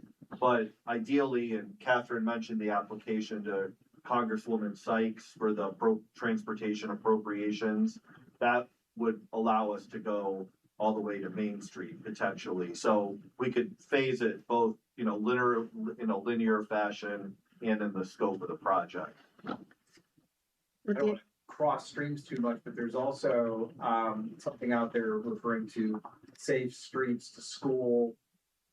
Would there be any funding? Do we have any idea that might be available through some type of that grant Safe program? routes to school Safe routes to grant, school, Jason thank works you. with the school on that. Yeah, so we worked with the school to apply for a safe routes to school grant to ODOT. I do think we stand a really good chance of getting that grant. That is to add sidewalk, basically from Woodside over to the east where there isn't any sidewalk on the north side of 7th Street. So it's not that exact segment, but it's certainly related. It's a 7th Street improvement in that same corridor. And we'll probably find out this summer whether or not we got that grant. I think we stand a good chance, and that would be 100% grant, which would mean the cost to the city would be zero. We are always working hard trying to find any money available out there that your project scope fits within and that we are eligible for. So we'll continue to look. That's that sidewalk project that you're talking about, that was from the bottom of the hill to the top, which was like 500,000. Yeah, I want to say, might have been around 600, but yeah, right in that $500,000, $600,000 range, right? Any other questions? Property values and land to be received. Well, that's the current middle school property. So you see it right there, and like we said, touches our property. School here, and then we've got the Whitworth Park and our tennis courts and the restroom, that's city green space. So I'm gonna say, like I said before, I have some renditions up there, very, I'm not an architect, they're very preliminary, they're me just playing around in AI and, hopefully, nothing's too inaccurate, but you go to the next one. Oh, obviously that's 14.23 acres there. Illustrative only, not a final development plan. No, Robert, you're not taking pictures. You're not putting this on. Now he's got a picture of that. You have the warning right there. I do, that's my warning. Illustrative. I'm just trying to show there's potential residential development. Here's our existing park, potential municipal, I said aquatic center or municipal pool and pocket park here, green space, or this could be a parking lot, or this could be over here. This, you can swap things around. So just this is the potential development. Now, as far as actual redevelopment revenue, we don't really have those numbers right now. We felt it's difficult because, what's the cost of lots? How many houses? What type of houses? There's a lot of questions that have to be answered. This isn't something that we do alone. Obviously, there's planning and there's zoning and there's public hearings and a lot of conversation. But do you want R50 houses, R70 houses? Would we want to go lower density, put townhouses in there? And then each one of those changes the calculation. And then, what we would do is we would look to, bring in revenue by selling the lots. Because we know finding anywhere to build a new home in North Canton for all the people that want to have children in our wonderful North Canton school district is difficult. But this is an option. So not a final development. It's even Real here. quick. Somebody's house isn't here, it does not mean it's getting knocked down. It just may not show up on the map. That's what I was gonna highlight. So you're showing property that is not Yeah. Half of that purple box. Yeah, I'm sorry, I didn't have time to go back and fix it. I think who was, Rob told me that, he was like, there are houses there. I heard him That's say what you that. get with AI, so it just was real quick, it was just like, Yeah. This isn't something I'd like to say that council has ever seen. I've not seen Yeah. this until this No. moment. So I just want to be very clear. Yeah, that and this we're is not voting on not what we're reality. doing with the land. Thank you. yeah, just illustrative purposes only. And to the point of the strategic planning, I know some of our speakers mentioned that we definitely recommend the city needs to take time to think about, Yeah. could there be housing, should there be housing, should it be all park? Should it be, you know, that, none of those would all be ongoing discussions and Zoning questions. strategic plans. Plan use, there's a lot, so, just conceptual. Go on, Liam. So then you have the Orchard Hill, which is this, and as we know, we have the Arrowhead Golf, Pickleball and Pool, and all of that. 6.5 acres is here, all abutting our property here, another conceptual picture. Liam. Now this is just, again, don't say, this is really preliminary, like, I just threw in some, but what I'm trying to show is just obviously, you know, if you put some houses in here, you've got, you're abutting the golf course, these could go for, you know, there could be some real redevelopment revenue that would come through here. We know that the last lot sold in the sanctuary development in North Canton and Monticello, there's not a lot of places to build new homes in North Canton, but that's how much potentially could be on that site. And then you can have, you know, this beautiful amenity in your backyard. I'm gonna again, very politely echo what my colleague Christina said. We've not seen this. Yeah. Catherine, that is wildly larger than we Exaggerated. thought. Illustrated, not a surveyed or engineered plan, That's so under control. go I off mean, it. you're showing houses that were there that are gone. I don't think we should have been in the presentation. I'm sorry. It would also be nice to see a slide that showed what a pool on this property would look like, or an amphitheater, or any number of things that There are our so citizens many are thinking options, that's about. what was hard, was Okay. like, do I put up all the options? But There's you just can so many understand, options. yeah, and I can understand what you're trying to, you can understand how alarming that might be to people. Yeah, that's who why I are- tried to say it many Yeah, times, I don't want so, anyone to think yeah. that that is final, I can't say Okay. that enough, it was just a quick illustration, that's what it would look like if you put houses on it. So we have, It could be so many more things. we have I a know. blank slate. We're discussing a land swap, receiving property, knowing that we have a plan coming to us next week. And even that's not decided and could take time. So we know that there's no definitive decision at this time being proposed for how we're going to use this land. Is that fair to say? It's a clean slate. Okay, It's a thank you. clean slate. All right, so move on, Liam, I don't think we need to spend any time here. So it's just, you know, there is much, and that's typo in here, so told you I'm not perfect.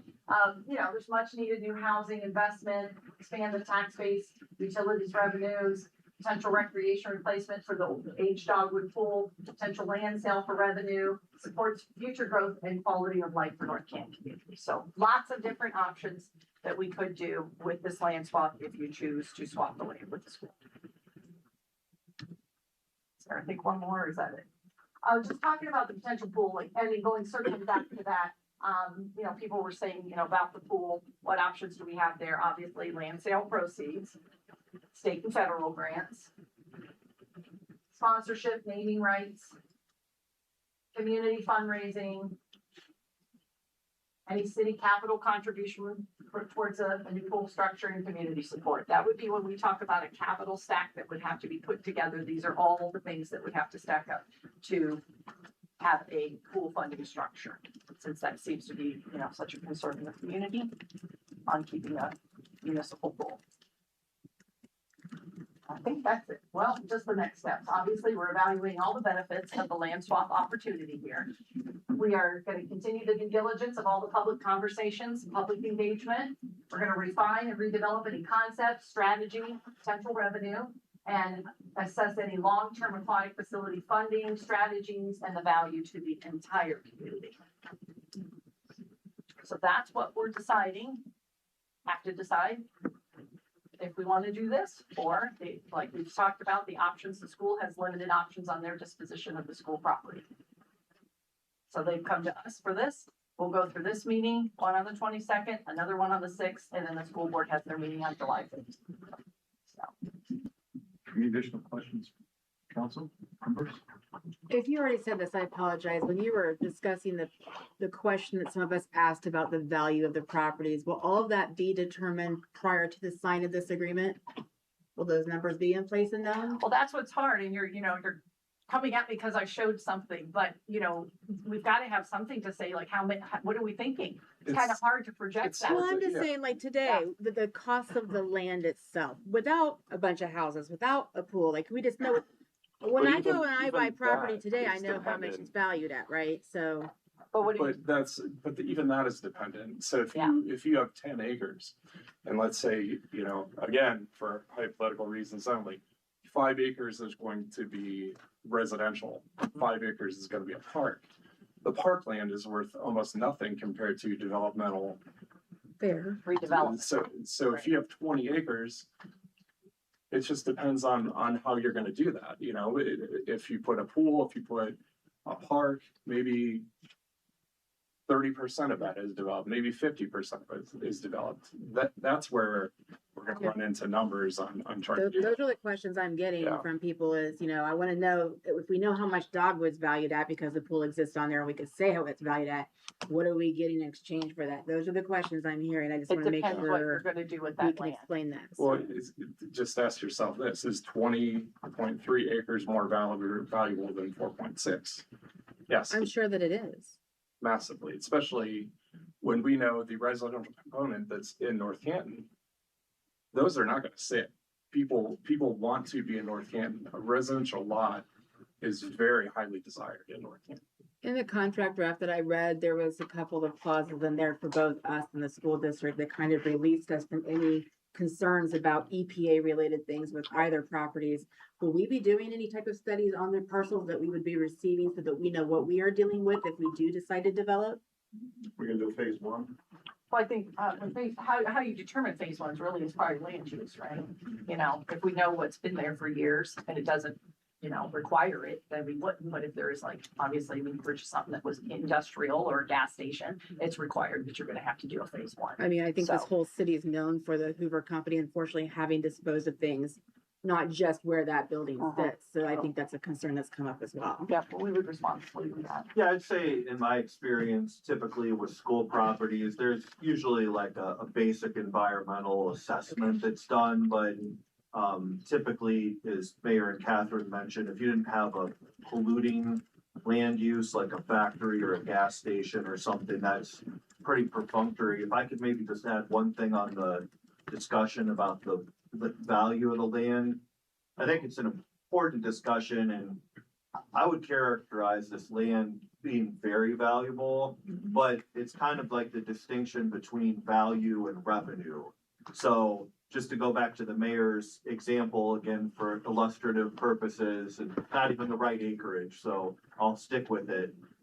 If you have 10 acres, 5 acres park, 5 acres residential, it's really valuable land, especially I would say where the middle school or where Orchard Hill is, but you really can only derive revenue from the residential land. In terms of if the city were selling it for residential redevelopment, you can put a dollar figure from an appraisal on that. To Catherine's point, maybe once you figure out, is it single family detached housing on 50-foot lots or single family detached housing on 70-foot lots, or is it townhomes? Or so we could come to you with numbers and we would be happy to do that for different scenarios, but just understand they would be dependent on those scenarios.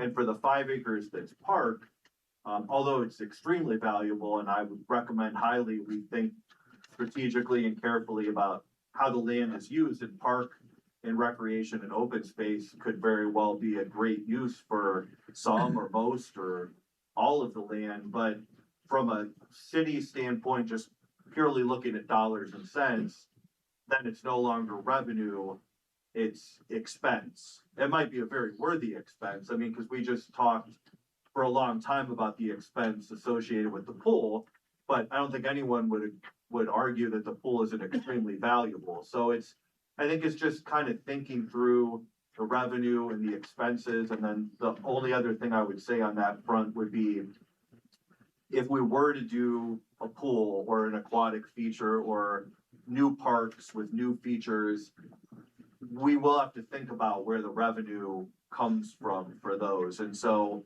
in Catherine, kind of on that slide prior to this one, had different funding sources.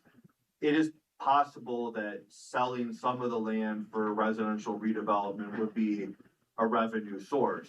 You might decide eventually, maybe some sale, maybe none, whatever the case might be. But if we didn't have revenue from selling land, then we would have to get revenue from somewhere else. So it's just really, there's a lot of different ways to look at it, but I'll stop here, but I just wanted to communicate all the land's really valuable. We think it's a really good deal for the city to swap this land for many reasons, but putting a dollar on it from a revenue standpoint, it does kind of depend on how the land is used in that. Yeah, I was gonna say, that's what makes this such a difficult decision, and that's why you're in these seats. I mean, we're gonna carry out whatever you decide, and as far as if you wanna let the school, if we wanna pass on the opportunity and then we let the school, they only have one option, right, Gina? They have to dispose of land through auction. Offer to charter school. Or offer to a charter school.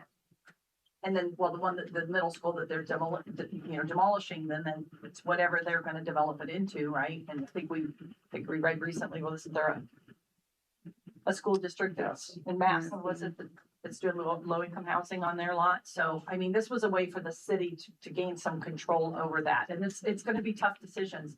Parks are wonderful, I love parks, we could put parks everywhere. Parks cost the city money, they cost the city money in maintenance.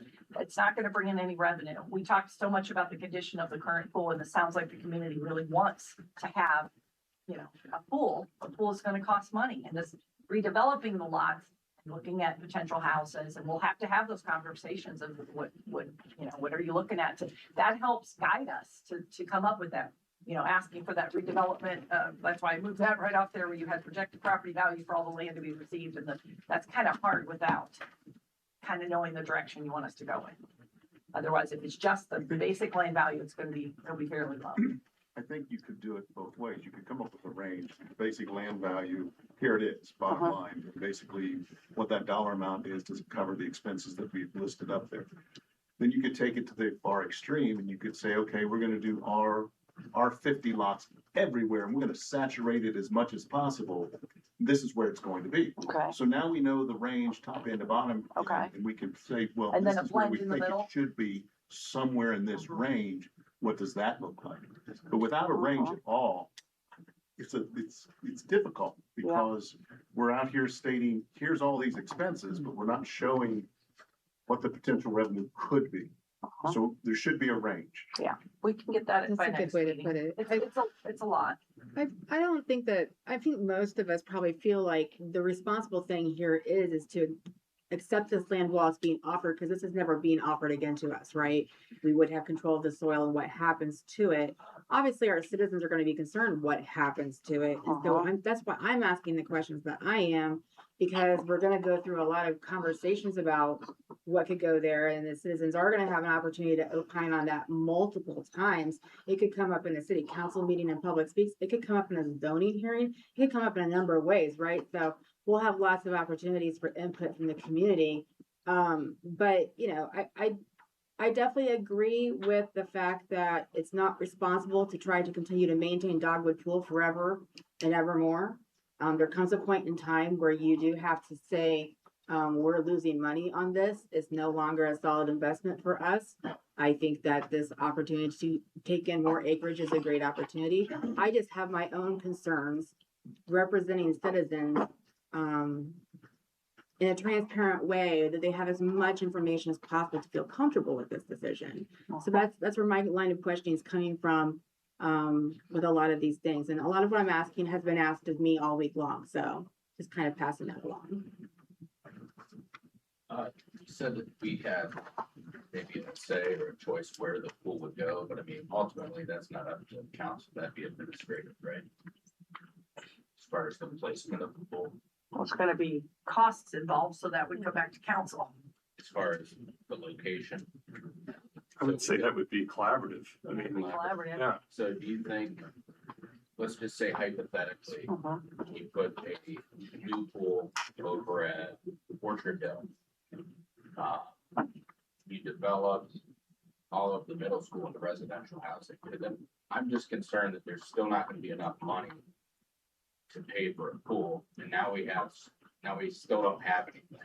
Could money from potential income tax and property tax be earmarked from like the middle school property to help fund the pool in addition to the other funding mechanisms? Yeah, I mean, we could get you, like we just discussed, we could get you more specific estimates of revenue from land sales with different scenarios. I don't think I'm going out on a limb saying, and that's a really good question.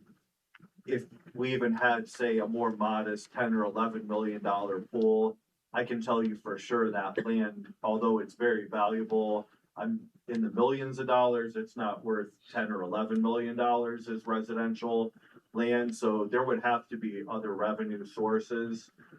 There are mechanisms that the city can put in place. You're familiar with the one in the Hoover district where we could do a TIF, which is tax increment financing, where you can take property tax revenues that are paid and roll that in a special district into public improvements, which could include infrastructure upgrades like streets, utility lines, parks.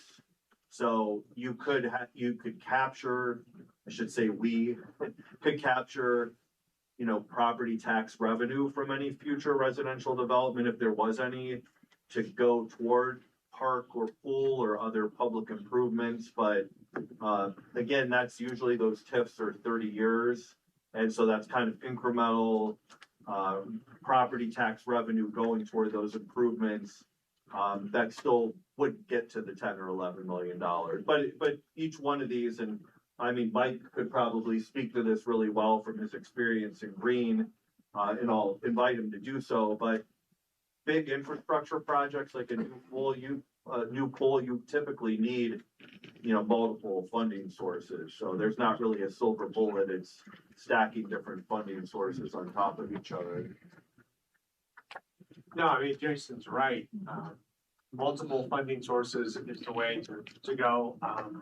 Green was a little different in that they had a capital reserve fund that was provided for through the city charter, where 7% of the city's 2% collected income tax went straight into a parks capital fund, which generated roughly $2 million a year for park improvement projects. But to Catherine's point as well, parks cost money to maintain, pools are expensive. So it really is a quality of life issue in every community, not just North Canton, but in Green and Barberton and Talmadge and Cuyahoga Falls. Parks are quality of life issues. And I'm very sensitive to the legacy of Dogwood Pool.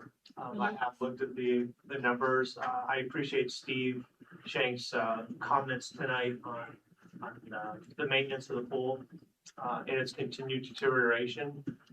But to fund a new pool, we're gonna have to get creative, to stay out of debt, if you will. Well, and I understand, council, I think, is asking admin questions that are obviously impossible to answer. I get that, and I think, I don't know, for me, whenever I hear like the question that you just asked Andy about, like, are we gonna be able to fund a new pool? And I agree, I have those same questions, but I also think we can't pretend that our current pool is a solution indefinitely that's going to give us a pool. Unfortunately, it's not. And, I've asked all of these questions too, that the community's asking. I have been criticized multiple times for fighting too hard for Dogwood Pool. But, I guess over the last 2 years, having those questions, we've taken the time, we've gotten answers to those questions. And so now I think, we have an opportunity to move forward in a way that we, in my hope, will be able to have a pool going forward in this community. But hanging on to our current pool, it's just not the solution. Sounds like it would be a way forward and maybe a new beginning. I know I was talking to Holly before about how is it the second pool location that the city's had? Yes. So like we've gone through this before. this would be it again, but at least this would provide a way forward, something, because the way it sits, we wouldn't be getting anything.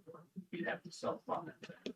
But I still would like to know what the cost would be to make a smaller one on site. Just where it is, just in there. And again, next week with the consultants here that have more experience in that, that's the best time. So next week, we will have the master plan presentation. I believe that's going first with the committee.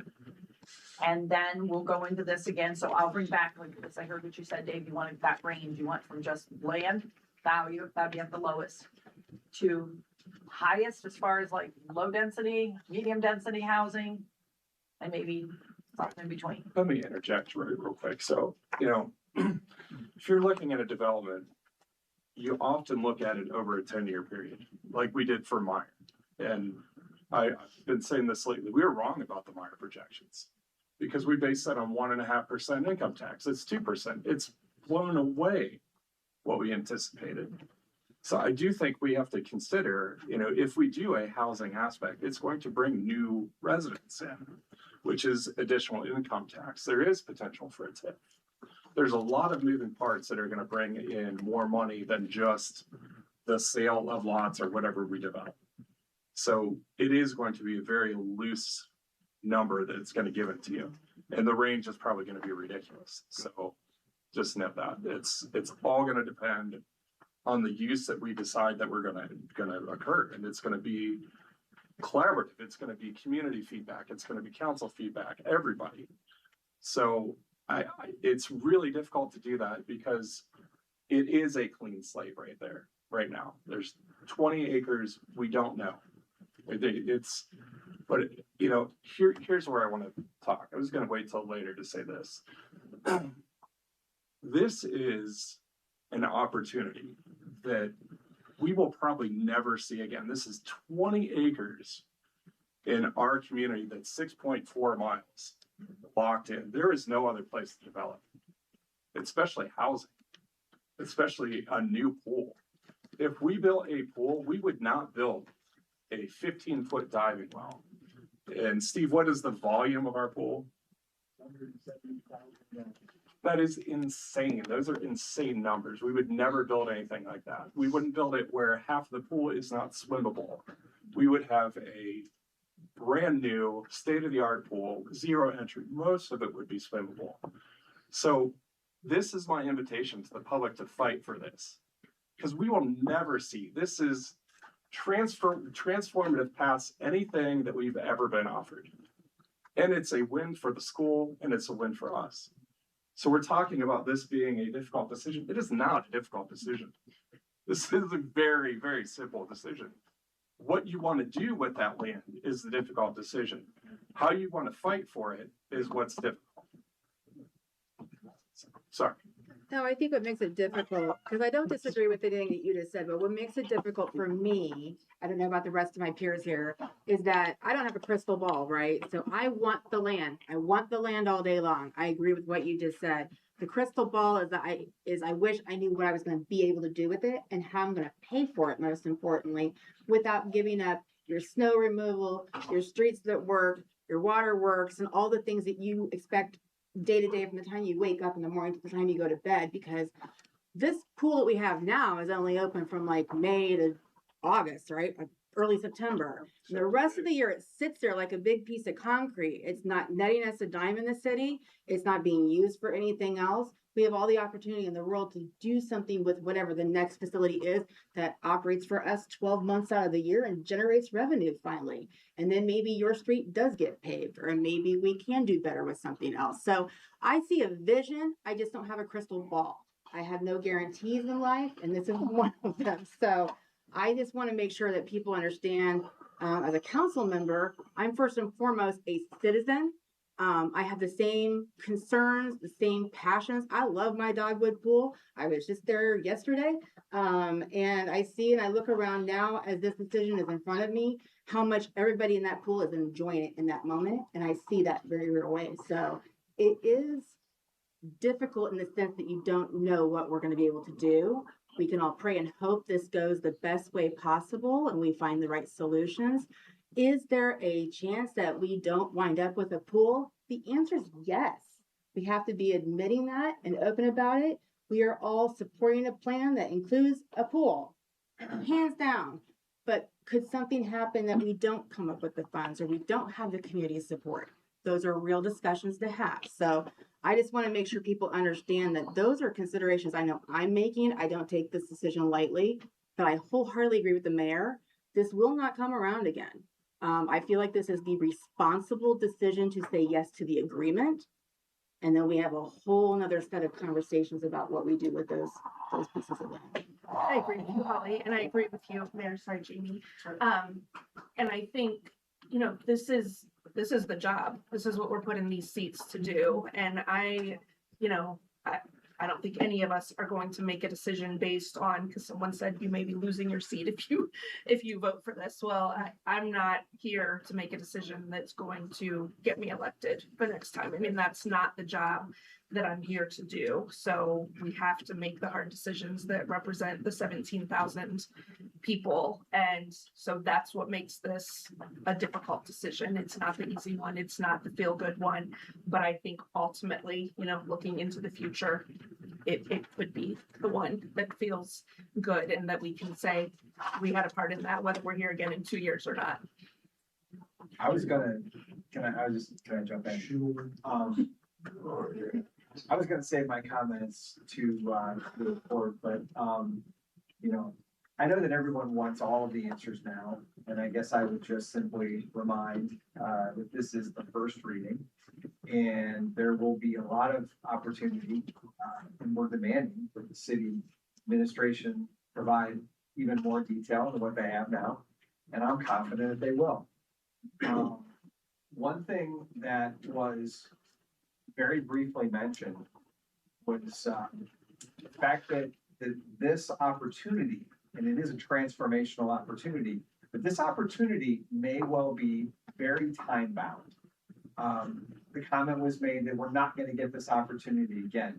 So much to the extent that there's legislation that's pending in Columbus that might dictate to school districts as to exactly how they dispose of property. And that was mentioned last week by the school superintendent.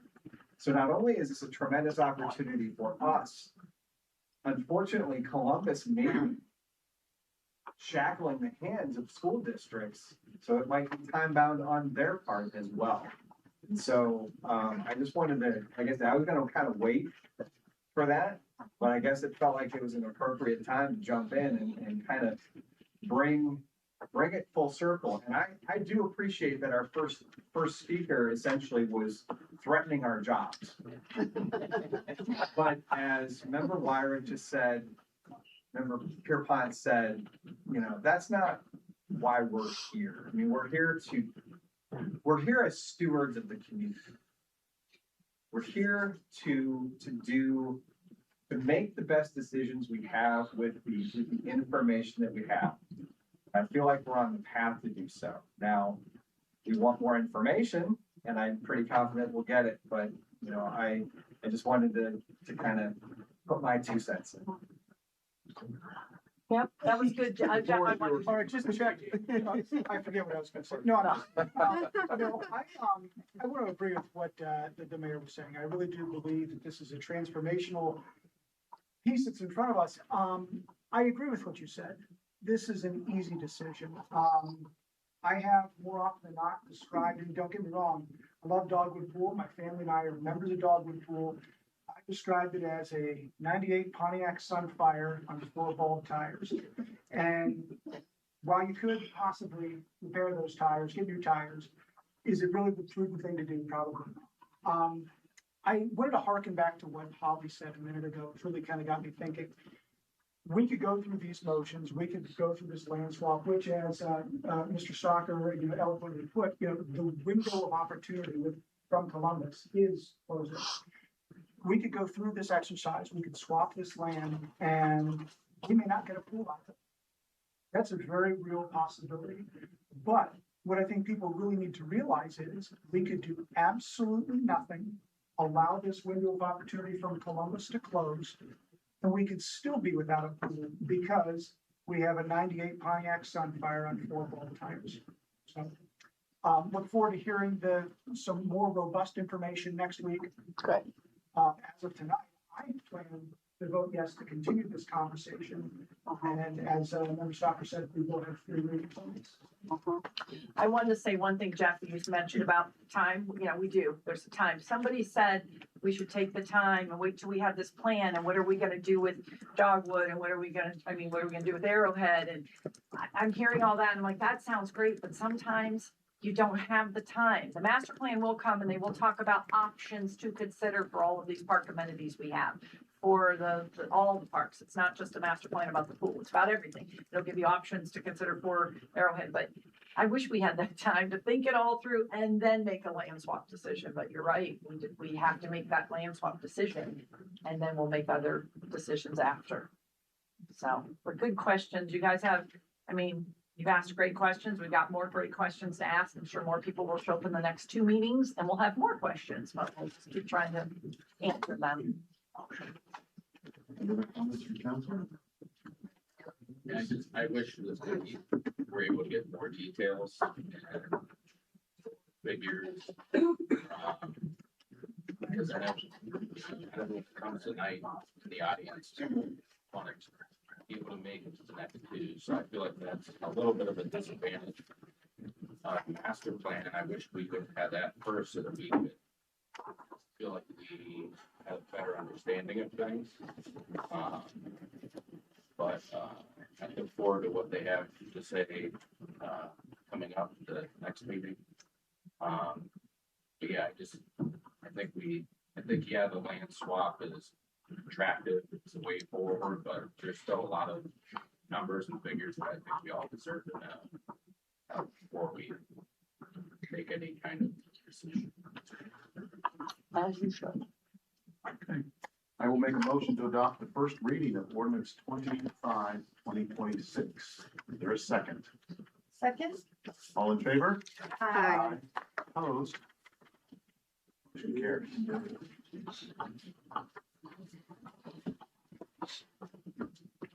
Mr. Ott, will you please read the title of ordinance 26, 2026? An ordinance authorizing the appropriations for current expenses and other expenditures for the period beginning January 1st, 2026 and ending December 31st, 2026. Mr. Placer, Finance. All right, well, this was our appropriations item that we talked about last week at the committee of the whole meeting. And basically what it is we have some money coming in and out for money for municipal roads, for municipal road funds, and then in advance. I'm sure Gina and Jim can do a better job of explaining that. We also have some donations for Coda t-shirts, as well as payments for North Ridge CRA, which would be the final year for North Ridge CRA. Dan, there's no new information from last week, but You do actually. oh, you do? Remember, we talked about an amendment, we received 2 more donations. Oh, okay. So the police, donation for another $75, and Ian has to give donation $2. I guess I gotta be careful and say that there's no new information, so thank you. Any questions or comments from members of council? Is there a motion to amend ordinance 26, 2026 as presented? Motion to amend. Second? Second. All in favor? Aye. Passes. Is there a motion to adopt the first reading of ordinance 26, 2026 as amended? Motion to adopt. Second. Thank you, Mr. Placer. All in favor? Aye. Opposed? Motion carried. And I will make a motion to suspend the rules of council requiring 3 readings. Can I get a second? Second. All in favor? Aye. Opposed? That motion carries. And finally, I will make a motion to adopt ordinance 26, 2026 under suspension of the rules. Is there a second? All in favor? Aye. Opposed? And that motion carries. All right. Mr. Ott, will you please read the title of ordinance 27, 2026? An ordinance amending chapter 533 of obscenity and sex offenses of the codified ordinances of the city of North Canton, to establish provisions prohibiting the presence of sex offenders in city parks and park facilities, and declaring the same to be an emergency. Ordinance and Rules Committee, Mr. Brown. Yeah, so continue from last meeting, this is something that Molly has spent a lot of time on. This is specifically towards tier 3 offenders. Basically just a ban from public parks. No signage or anything like that, there's no issue. This is just, I guess, good forward thinking. It's also assist law enforcement. They come into contact with someone that happens to be one of the specifications, they can ask for review based on that law or that ordinance. There's still a number of things that allows them to still come to the park, pass through the park. It's not 100%, but it's a way to, for the most part, keep tier 3s out of our parks as, I guess, legally as possible. Holly, did you have anything else to add to that? No, I think you covered it well. I'll just repeat what you said. It's not coming up because we have a problem with this today. I'm just going to reiterate that with every reading we go through. I don't want to alarm anyone. It really is more of a proactive effort just because we are putting so much focus on parks. We've spent a lot of money, received a lot of great grants. We've got people coming from out of the county to our parks. We just want to make sure it's as safe as can be. And it's really to be more in line with the same thinking about keeping these worst of the worst sex offenders out of our schools. We want to keep them out of our parks, our youth sports fields and facilities like that. So That would also include pools, correct? yes. I have one question. We have parks people here. Got Steve, Mike, but Chief, as far as the no signage and nothing with signage, you've always told me in the past on our park signs, you need teeth. Like when I say like this, you know, offend, you say, I need to see where that says that. It doesn't stick in court, you know? As it was pointed out, that this is a proactive approach, putting a tool into the toolbox for us. Where we discussed, this would be an instance where if somebody does not draw attention to themselves, we don't know if they're registered or not. So I just want to make sure you're good with it not being on the park Our signs. first contact with them would be our documentation, make them aware and on formal notice individualistically that, you know, you are on notice that you are not welcome in our parks, you are a city ordinance. If you return to our parks, you will be cited for violation. And in that case, when it goes down to court, then When it goes you down told me in to the court, past, we if would- there's not something you can point to, it's hard for it to stick. Okay, I just wanted to make sure. The first We don't have contact to amend with them signs. would be our notice. And it would be documented that we talked to Mr. Smith. I apologize for anybody. We talked to Mr. Smith, we discovered that Mr. Smith is a registered tier 2 sex offender. And therefore, we made them aware that we have a city ordinance that prohibits them from being in our city parks. This is your one and only warning regarding this notice. We now are aware of who you are and that you're in this area.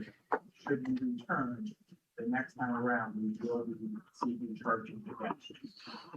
Okay. Good, Steve. Any other comments, questions? I think it's good to have, I almost think that it's an oversight that you didn't have it before. So thanks, Molly. Yeah, Dave, I'd like to see it move forward. Is that a motion? That is a motion. Second. All in favor? Hi. Opposed? Motion carries. Is there a motion to suspend the rules of council requiring 3 readings? I'll make that motion. Is there a second? Second? All in favor? Opposed? The suspension carries.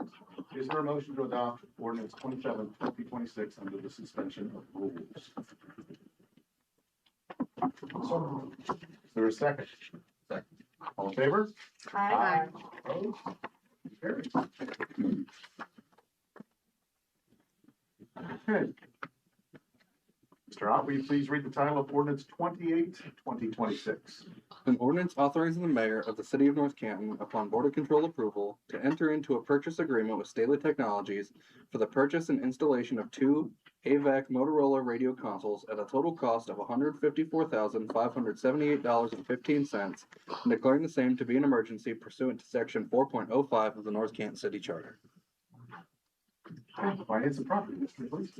All right, well, this one is pretty much just as it says. We're looking to purchase two radio consoles. And I think probably the best person to describe this would be our very own Randy Freese over here. So Randy, why don't you take it away? Thank you. So this is to create redundancy within the new fire station. Currently, we have an issue at City Hall. We have a middle where to go the plan is to create an alternate place for this. Last fall, we had a gas leak at City Hall, and I was faced with this while I was on vacation. Where am I going to put the dispatch center? So I was like, this became urgent for me. And in our fire station, we were able to use the table room that they have in the fire station and still maintain room for their equipment. The plan is going forward, once this is built, at least once quarterly, if not monthly, dispatch will go up there and work like a shift at the fire station, so we're familiar. We wanted to go with the Actec consoles because that's what we have at dispatch. And meanwhile, while doing that, we can create the redundancy by taking part of the equipment we have at City Hall and the police department and moving it to the fire station. So it causes complete redundancy for dispatch radios. So they'll have the ability to go there, they can tone out, they can do whatever they need to do. Our phone system, we have a voice phone system, so we should be able to roll that up easily there. And actually, County 911, I'm being told we're gonna have a cloud system later this year near the end, that we should be able to roll that up there also. So we should be fully redundant for this better service. But on the other side of it, it also allows us, if we ever did grow, we would have the ability to have 5 workstations. 3 at City Hall and then 2 at the fire station. So it's just something looking towards the future, but also giving us redundancy. I wish we had it now during the remodeling and stuff, because I could move them out of there and get them somewhere else, but nothing really foreseen. But hopefully this will save us in the future. Okay. I have a question for you, and maybe you or the chief could correct me if I'm wrong. I remember when we were talking about, boy, this goes back a couple of years, the possibility of moving the police department, or I think we were even talking about moving City Hall, all these questions. It came up, the discussion about the fiber optic cables, which I heard was a big sticking point, or maybe I'm imagining this, but it just popped in my head now. Aren't those fiber optic cables for the dispatching, for communication for the dispatching, or is this now obvious? We have fiber on Main Street.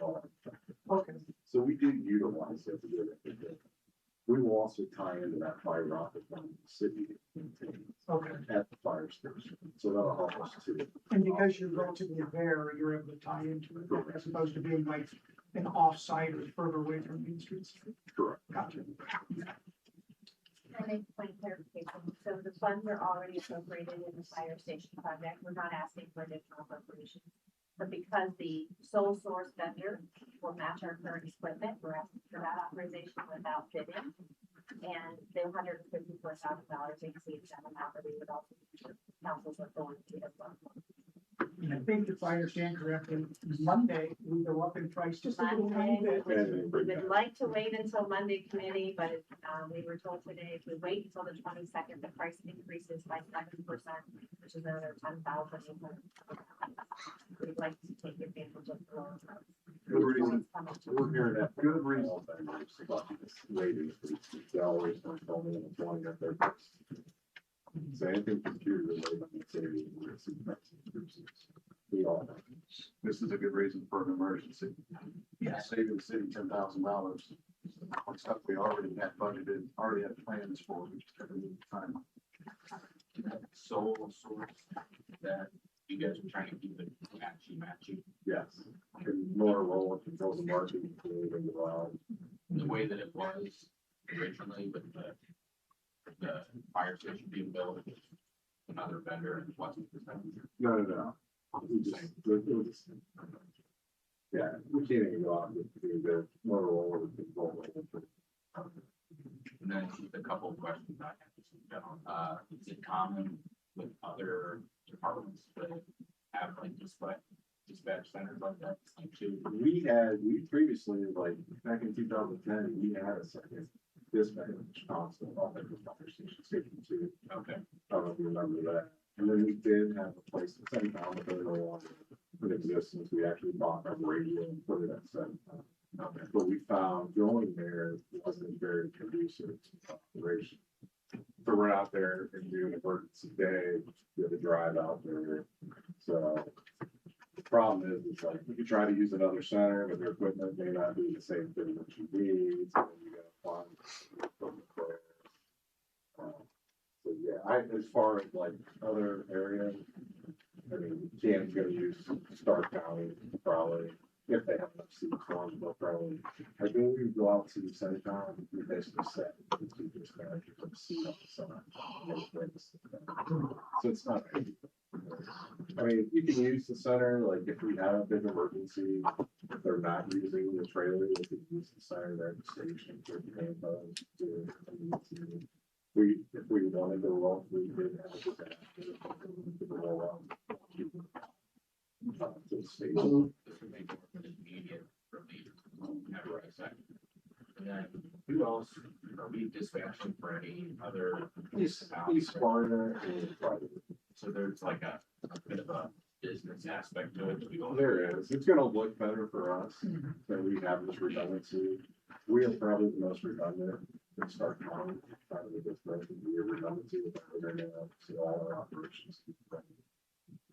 Even if we want the county, we have redundancy with that. Through Tyler, which all the agencies have that, but nobody else has the redundancy. So we've done that. It also gives us redundancy. Not saying you still don't have phone issues at times, right? I don't want AT&T issues. I think it was something minor at the back of that. Yeah, I mean, it's just.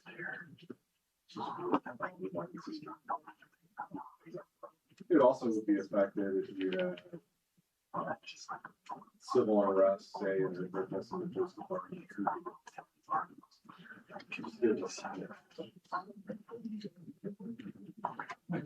Yeah, thank you. Any other questions? I will make a motion to adopt the first reading of ordinance 28, 2026. Can I get a second? Second. All in favor? Aye. Opposed? Motion carries. Is there a motion to suspend the rules of council requiring 3 readings? Motion to suspend. All in favor? Aye. Opposed? Motion carries. And is there a motion to adopt ordinance 28, 2026 under suspension of the rules? Motion. Is there a second? Second. All in favor? Aye. Opposed? Motion carries. Okay. That takes us to public speaks for the second half. We have a list here. Mr. Patterson, you are first. I'm going to decline in the interest of time and in the interest of getting my what's together. We Mr. Davis is happy. Yes, William, you want to read the preamble? We might have a speaker coming up next. At this time, members of the public who have signed up to address City Council will be called to do so. Each speaker will be given 5 minutes. Speakers shall be called in the order they signed up. During this section, comments shall be limited to items reasonably under the city's authority. The rules for speaking and the speaker's time will appear on the screens. After you finish speaking, please remain at the podium to answer questions from the officials at the dais. Joe Ogerster, I'll save my comments for a future meeting. please come back. Yes. Or Yes. see us after. Please come back. Okay. Hey, Mr. McAdams, I'll defer. please come back. You know, I think we should share it with Not folks. until This is October. our job. We really can be here and listen to you. You know, we're not Yeah. scared of it being after nine. All right, I'll make it quick. That's funny. Just a question. just a basic question. So I've been, Ken McAdams, 1101 Woodrow Street, Northwest. I have been inquiring since the Woodrow Street project has been done about getting a 25-mile-an-hour basic speed limit sign down close to where Pittsburgh's at. Pittsburgh is a 35-mile-an-hour street. People turn on to Woodrow and there is no street sign until you're at least a quarter mile, which is up right across the street from my house, going east toward Main Street. That will slow down. The chief cannot keep people there all the time. I think that will slow people down. Just asking to put a plain 25-mile-an-hour speed limit sign at the entrance of the road, and maybe children that play, yellow sign below it, like everywhere else is in the city. So I don't know who's vice chair of street now. I'm second, Johnson here. Okay. So can we please get that looked at? So he and I talked about this earlier, and he brings up a very good point. His current speed limit sign is, boy, I'd have to go out there and look into it. It's probably gotta be at least a tenth of a mile. I'd say it's pretty close to a quarter mile. Yeah, so I don't looking think at he's it off the asking street for an view. additional sign. I think he's asking to, at least in our conversation earlier, maybe correct me if I'm wrong, move that sign a little bit closer. You can either move that one or leave it there, because when people come up the street and around the corner, it's a quarter mile from Pittsburgh. And like I said, Pittsburgh's 35 miles an hour. I think a lot of them don't know that they're turning onto a 25-mile-an-hour street until they get up the hill, around the curve, and see the first 25-mile-an-hour speed limit sign across the street from my house. They're down at the end by Pittsburgh, they have a no heavy big truck sign right there. But there's no speed limit sign stating this is a 25-mile-an-hour residential street. We can get it moved. I know Chief Kemp, you've done some. Like I said, either move it or put it, or leave that one there and put one, and put the children, and if you can, I mean, I'll pay for it. They can't be that expensive. You already do. Put the yellow children. We got you. Put the yellow children at play sign with. Thank you. Yeah, I was just gonna add, I think that street has picked up as the cut through over various projects, right? We're just repaving Apple Grove, it looks beautiful today, and people are using it. And it is one of the first residential streets you hit when you come back into the city limits on that side of town. So I'm glad you came in and you said it, because you've talked to me, I know you've talked to Jamie and a couple others, and, we're like, oh, we don't throw a bunch of signs up, but I think it's worth being looked at for sure. Moving it could be an easy solution, so thank you Yeah, I've for mentioned coming since we paved it, it's beautiful, but it does lend people to want to go very fast on that newly paved road. And I know Chief Kemp's taken some data out there with the movable trailer, but, yeah, and we do have the one, solar one, but that's way further down. That's on the other side. Yeah, that's east. That's on the other side of your house, right? Yeah. Okay, we'll see what we can do for the turn off at Pittsburgh for sure. Thank you, Ken. Thank you. Safety first. All right, next on the list is Judy Fischel. Right? Judy? Judy might have left. Mr. Knapp? No? I think I'll pass. Bill's here every week.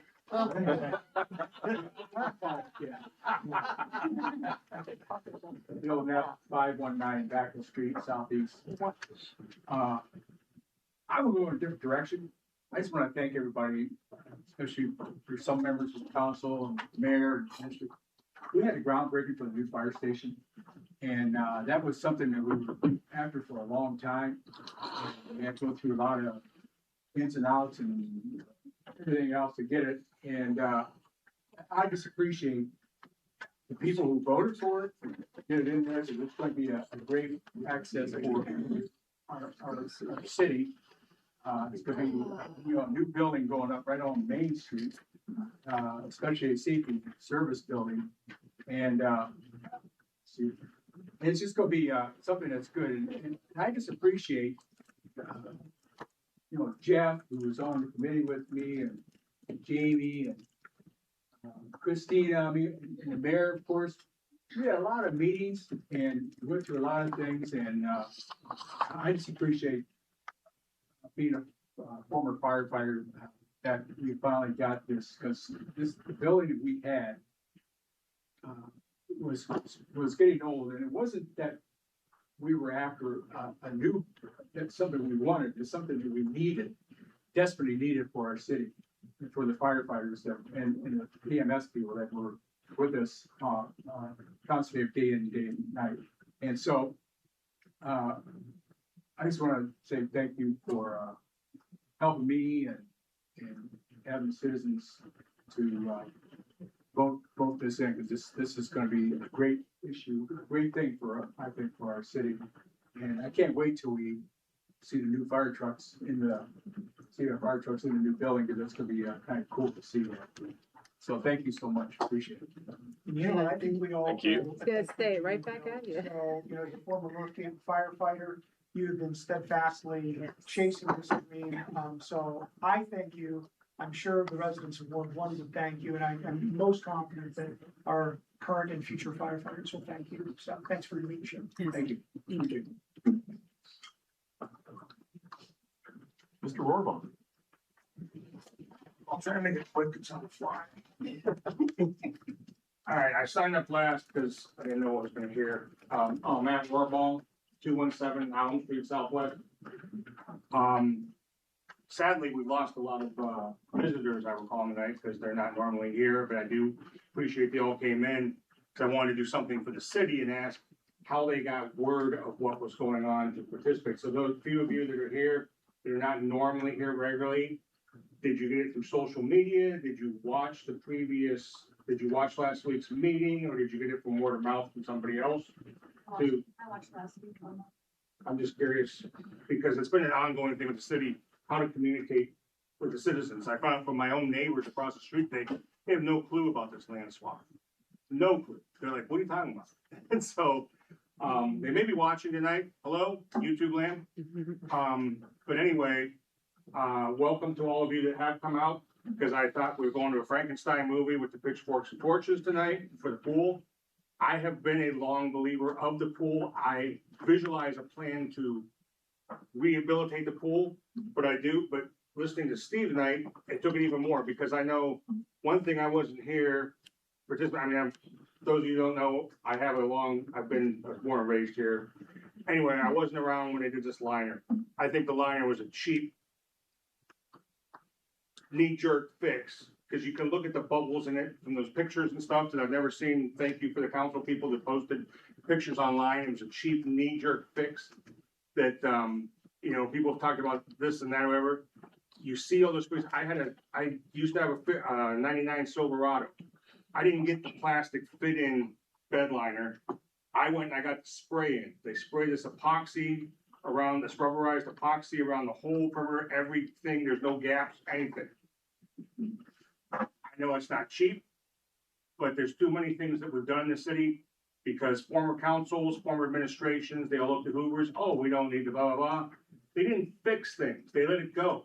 We could have had a lot of things fixed before, not had Band-Aids on before, and we wouldn't be in this situation. But I do know, especially you're saying 80,000 gallons a day, they're not going down the drain, right? So they're going through the leaks. That means I've stepped foot on that. I'm old enough that somehow, even though it's 71, I stepped foot on that ground. I went there with my uncle when it was a dump. It was a marshy dump. That means you've got thousands and thousands of gallons of water to keep going underneath that thing. So the people that want to save the pool, I even visualize digging out the whole bottom and fixing it. You got thousands of gallons of water down there now. So we're screwed. So, but the thing is, this meeting tonight was way too long about the land swap, because, and I don't mean this as bad, but Mr. McLeister said it, there should not be any presentation of any dreams.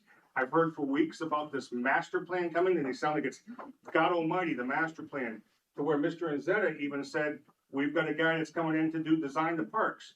He's not designing the parks. He's given us a plan for $123,000. It's pictures like we got in 2023 from, for the city plan, which is not done. People talked about the sidewalks. Mr. Diorio spent $1 million on an infrastructure sidewalk down Wise. It has not gained any more walkers than it did before. And now, I know this is gonna sound terrible. when I first met you online, Mayor, running for council, I knew your brothers. We talked among other things, we talked about green space. This is green space. All this meeting should have been tonight was about a swap, not any plans. The swap, it's a no-brainer. Get the land. There's no rush once we get the land. We don't need to blow it up and build a bunch of houses or whatever. I'm sorry, but I thought I was in 2023 again tonight. When you put up your pictures, as Mr. McLeisner said, it should not have been a part of the presentation.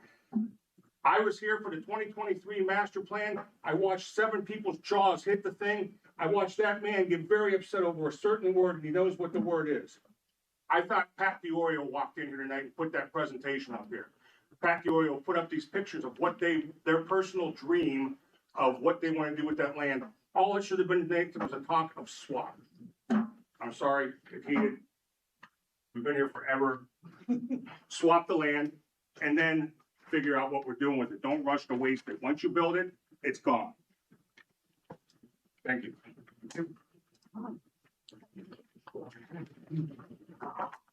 Is the end of the list for speakers. Final call for new business. On to the meeting calendar. I'm gonna make a motion to amend the Report. Where is it at? Oh my. I plan to talk for 30 minutes. Fell all day. Thank you. Been a long night. Mr. Stroya, Mayor. All right, thank you all for coming out. I have about a 20-minute presentation now. The land swap was a very emotional discussion. But I invite you to fight for what you want to see because it is a clean slate right now. So I expect a lot of public feedback, a lot of collaboration and fight for it. I mean, I'm glad so many people came to this. I'm glad so many people came and spoke. It's great, but fight for it. If it's a pool, fight for sponsorships, fight for things that are going to make it happen. Don't just post things online and be a keyboard warrior. Fight for it. Be there. Come to meetings. Get emotional about it, like Matt just did. But maybe not that emotional. No. Sponsorships for the pool is great. That's another story. Absolutely. There's tons of stuff. But I was part of my first mayor's rodeo. It was fantastic. I always was envious of the mayors and how excited they got for everything, especially Mayor Allen. Oh my gosh, that man loves the fishing rodeo. But Andy's daughter is going to be a professional fisher lady. Yeah, no kidding. She caught 20 fish. That might be more than I've ever caught in my lifetime. And she did it in what, an hour and a half? Yeah, I didn't expect to be running that much. It's incredible. Some upcoming events. Trisha did a great job in her presentation of America 250, and that's going to be incredible. Again, that starts on July 3rd with the movie in the street, then goes to July 4th with all the things that she put the overview. But the week before on Saturday at Price Park is going to be the reenactment in Canton from 10 a.m. to 5 p.m. They're going to shoot off a cannon. So it's going to be awesome. I invite you all to be there. And I think that's all I have. Director of Administration. All right. Yeah, fishing rodeo was great. The first one, you did a great job. I'm glad everybody did come out tonight. And, it is a lot to present. And I will say, I must have said 1,000 times, just trying to just put something up illustrative. I only did that because we do have to be prepared that it isn't going to be just green space. At some point, there will be a lot of conversations. Like I said, there'll be meetings, there'll be planning, zoning, there'll be public hearings. I know that everyone's entitled to their opinion, but to say that I'm like Patrick DiOrio, if you must obviously not know me at all. And if it makes you feel better to point at me and scream at me, then I'm glad that made you feel better. But I'm clearly not that person. I am all about speaking with the community. That was not a wish, a dream, or a hope of mine to put that up and say, that's what we're doing. That's not at all what I do. I say I'm just saying use of space and options and saying if we want to get to saying what is potential redevelopment revenue it's not gonna be just grass. Grass doesn't bring in revenue. You are going to have to put something on that for redevelopment revenue. And like I said, I love parks and we can put parks everywhere, but parks do cost money. They're not gonna bring any money to the city. So it was just kind of like, I put everything out there. Like, here's all the stuff we need to look at, we need to consider, and we need to think about. I'm not gonna be Pollyanna dreamy and just, not put all of it out. So I heard what you said, and like, what you want is next week from the range. We will definitely have that from the lowest amount to potentially the highest amount, and then somewhere in between. So, it is a big decision. The pool consideration is huge. I know everybody, or I don't want to say everybody, but a large portion of the community has a strong feeling for it. But, it is the full community, and that conversation will come up. So to Holly's point, I mean, there will be a time where it'll have to be a decision, and we don't know that. We don't have a crystal ball. There absolutely will be a pool or won't be a pool, and how that land will be developed or not developed. And you'll decide whether or not we want to do the swap, if it's a good thing or not a good thing, and we'll leave it to the hands of the school. So it's such a tough decision, but I'm glad a lot of people came out, and maybe more will come in the next two. And I keep hearing everybody, the timing on the master plan, I wish we would have had it before. We are getting it. It's not a wish. It is a fact. It will be next meeting, and it is not going to tell us what to do, but it will, and remember, it's the entire park system. It's a, Mike can speak to, they did it in green, and it is a tool that Steve will use and Mike will use in the future planning of everything that we had. And we never had a true inventory, asset inventory of everything that we have. We will have that now, all cataloged in one place. And that's what you pay for when you pay professionals to come in and do something like that. So other than that, yes, I echo what Bill said. That was great. Thanks for being there. We invited lots of people to come to the fire station groundbreaking and be part of that. And I hope those people that all came enjoyed it. And it's exciting to see as you're going down now Main Street, look over, you actually see them working on the lot. So that's great to see that progress, and we'll be here before we know it. So that's all I have. Thanks. Thank you. Deputy Director of Administration. No report, but I'll be here next week. Parks and Rec. I have a 25-minute prologue to next week's presentation. I'll defer that. I have nothing more to add. Oh, thought you were going to add something there. Director of Finance. We are in the process of finishing up the audit, so if you do receive a request from the auditors, please reply as soon as possible. Their deadline is June 30th, so we want to make sure we don't miss that filing deadline and have a report done.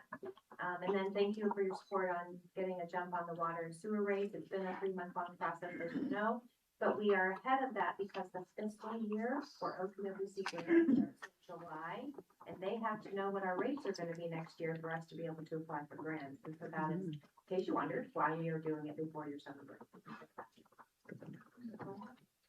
Director of Finance. How do you beat that? No report. Mr. Ott? I have prepared a full-length schematic reading of Tolstoy's War and Peace. And speaking to the mayor's fishing rodeo, I was glad to flex another costume of mine. So for anybody that wasn't there or saw the pictures on Facebook, I did dress up as the fishing rodeo cowboy, riding a clownfish. And I also just wanted to say, with the upcoming 4th of July festivities, I will be there in some sort of costume, haven't narrowed down what yet, in the dunk tank alongside some of the council members. So that's all I have. Thank you. Nice. Spearbomb, you want to start? Is there a costume requirement for the dunk tank? I did not know about. No, but right now I'm looking at old-timey bathing suit, maybe rubber ducky floaty or Okay, something. I'll do some digging. I'll keep my report as short as I can. A couple things. Thank you to everyone that did come. I know a lot of people have left, so I hope they come up and watch the rest of it on YouTube, because there was really good dialogue that I think answered some questions. Thank you to those that supported the sex offender legislation. I do appreciate the support on that, and I think that was important. I enjoyed the fire station groundbreaking. It was really just a full circle moment. And I think the party's going to be even bigger when it opens. And I look forward to that. Pershing Avenue Southeast. If you haven't been over there, go check it out, because if you've been over there in the last 6 months, you know how bad it was. And so I'd like to thank everybody in the city that was responsible for pushing that forward. If you don't know what I'm talking about, it was one of the worst areas in town because it sits right in front of the bus garage, right there by the stadium. And, it really doesn't withhold all that traffic as well as we like it to. So the cool part about this story is we got to test out the brand new milling machine. It's a word again, but I have nicknamed her Wordy, just so you know she has a name now. All the work was done in-house. A few of us got to stop over repeatedly throughout the project. They probably thought we were stalking them. I didn't bring like a clipboard or anything, but it was great conversation and educational for me to watch them use this brand new piece of equipment the taxpayers have paid for and see how we'll be able to use it going forward. And it did go down 4 inches, and they did do that whole area, and it was like in a day and a half, and it was a great way to test new equipment.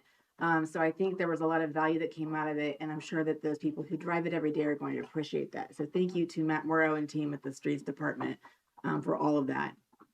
And lastly, on the land swap topic, I had put some stuff out on my social media page. It included pictures. I have large prints for anyone who'd like to see one in person. I will always have these with me. They're kind of what was on her They're exactly presentation. Okay. So, and I think it's really good to have tangible things to look at. And that's why I did this. My husband thought it was crazy. So, but I think it's important to understand and see what's going on to really understand whether or not it's feasible to maintain something going forward. So there's that if anyone would like to look at it. The other thing I want to mention is, real quick, I checked out this book and everybody else can check it out. I don't know what I did with it. Written by some folks that some of us went and had high school teachers as. It's published by the Heritage Society. And so in here's a lot of great stuff. And I checked this out back when I was first elected to this role, because while I took Ohio history, it was in the 80s and I was a little rough on it. But I saw a couple of places in here that talked about things that really resonated with me as we talk about this land swap, because it talks about like how the city acquired the current Whitworth Park land, or the current land where Dogwood Shelter is at. And it was through land swaps.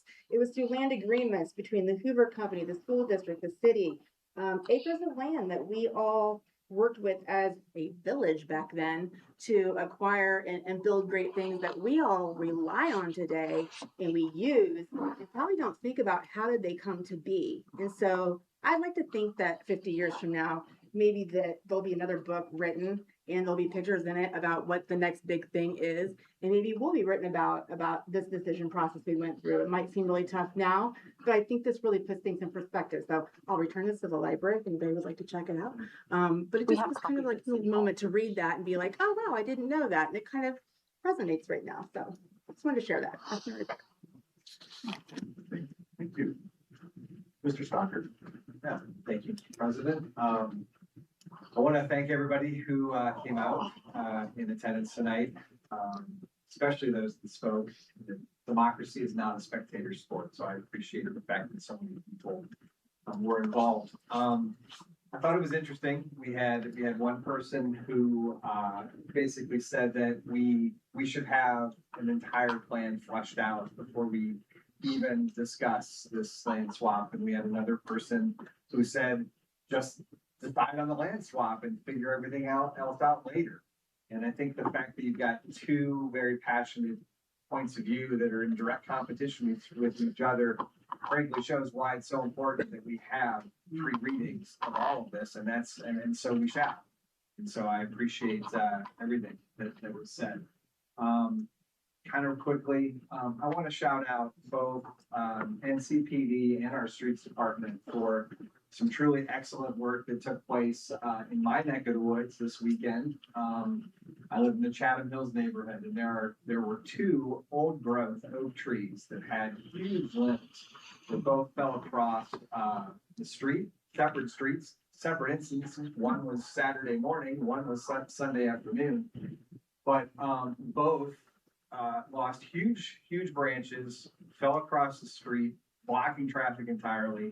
NCPD secured the site, made sure everybody was safe, and then the streets crew came out with a bucket truck, the largest forklift I've ever seen in my life, the largest chainsaws that, I don't even know if those things were legal, but they made quick work of heavy work.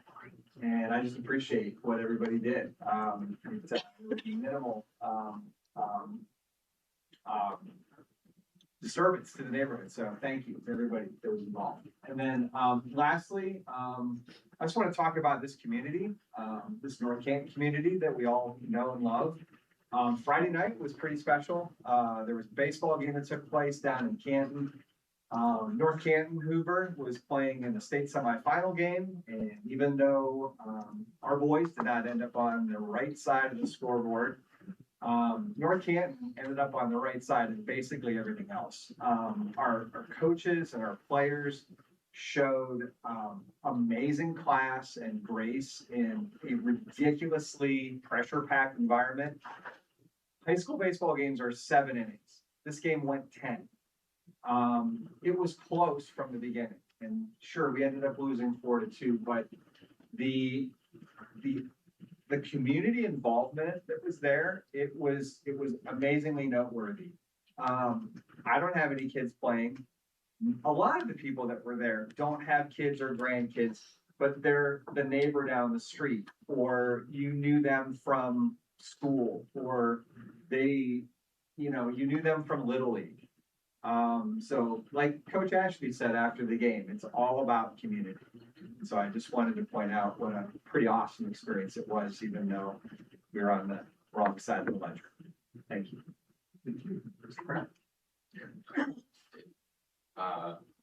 Just a couple thoughts, a little bit across the board. Many things. I guess we recently took some money in for an amphitheater.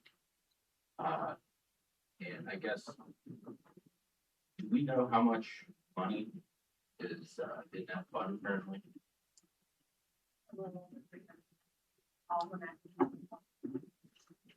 And then,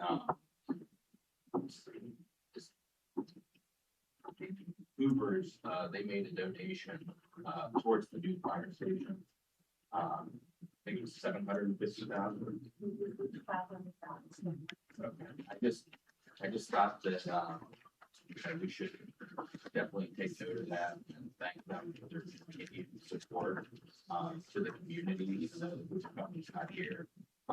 Their foundation is still helping all of us benefit from just their generosity, and it's not something that they by any means have to do. I'm just very appreciative that they're still involved. They were father and son that represent our foundation were at the dedication or the groundbreaking of the fire station. And it was the first time that I've ever met them, and it was pretty cool to be with them and to let them be part of what we're doing there. So thank you to them. The mayor's rodeo, fishing rodeo. I've never gone to that. I don't know why. I've never gone to that. And I asked my doctor, "Hey, you're 12. Do you want to go wake you up early?" And she's like, "Yeah, let's do it." I'm like, "Okay." And I'm really glad we did because she won. And, she is a huge trophy fan. So if there's a trophy, I knew I was in trouble with her count kept climbing. And, so anyway, it was really fun. And I recommend anyone that has kids or grandkids to get them in there and take part in it. I mean, there were so many gifts and things that were donated to the whole rodeo. It was amazing. So I would definitely put it on your list for next year. You won't be disappointed. Weather was amazing, so that was an added plus. So thanks for everyone that showed up to that. And as far as the pool is concerned, I mean, it's a tough call. I mean, yeah, the land swap sounds really good. The pool has been really good. So I appreciate everyone coming out. I definitely don't want to make a decision for myself. So having all of you here tonight and anyone that speaks out in the community, I appreciate it. That's why I'm here. Hopefully we don't disappoint, but I know it's not going to be, I like to keep people happy, but I know that I'm going to probably let someone down. I don't want to make promises we can't keep, and all I can say is that, you know, I'll do my best, and I think everyone up here will do their best. And I do think that it's important that we go as slow as we can, I guess as fast as we can if we have to. But I think that, you know, the saying fast is slow is fast. I kind of, that seems to be how it works out best for me doing projects and stuff. It's easy to rush, but if we just slow down a little bit and try to not make any mistakes or, you know, just think things through, I think it'd be helpful. And I do look forward to, you know, if we do move forward on it. I think that it definitely provides a way forward for the pool. Something that, you know, basically would probably have to be funded through tax dollars the way it is. Just because we won't be getting anything for it basically, but and I think, you know, we still lack, you know, food, concession stand that actually brings money in. I think that it would be quite profitable if we had more than gas station quality hot dogs. And I think that people deserve a nice facility. I think it would be really nice if that's the direction we go. I do want to hear more and everything else that can come out in the next couple of weeks so that we can make the best decision. That's it. Thanks. Ms. Ware? Okay, first of all, it's freezing in here. I don't mind a long meeting, but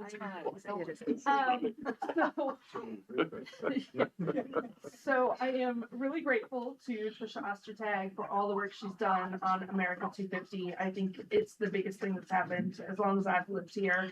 And I'm just really excited for that weekend.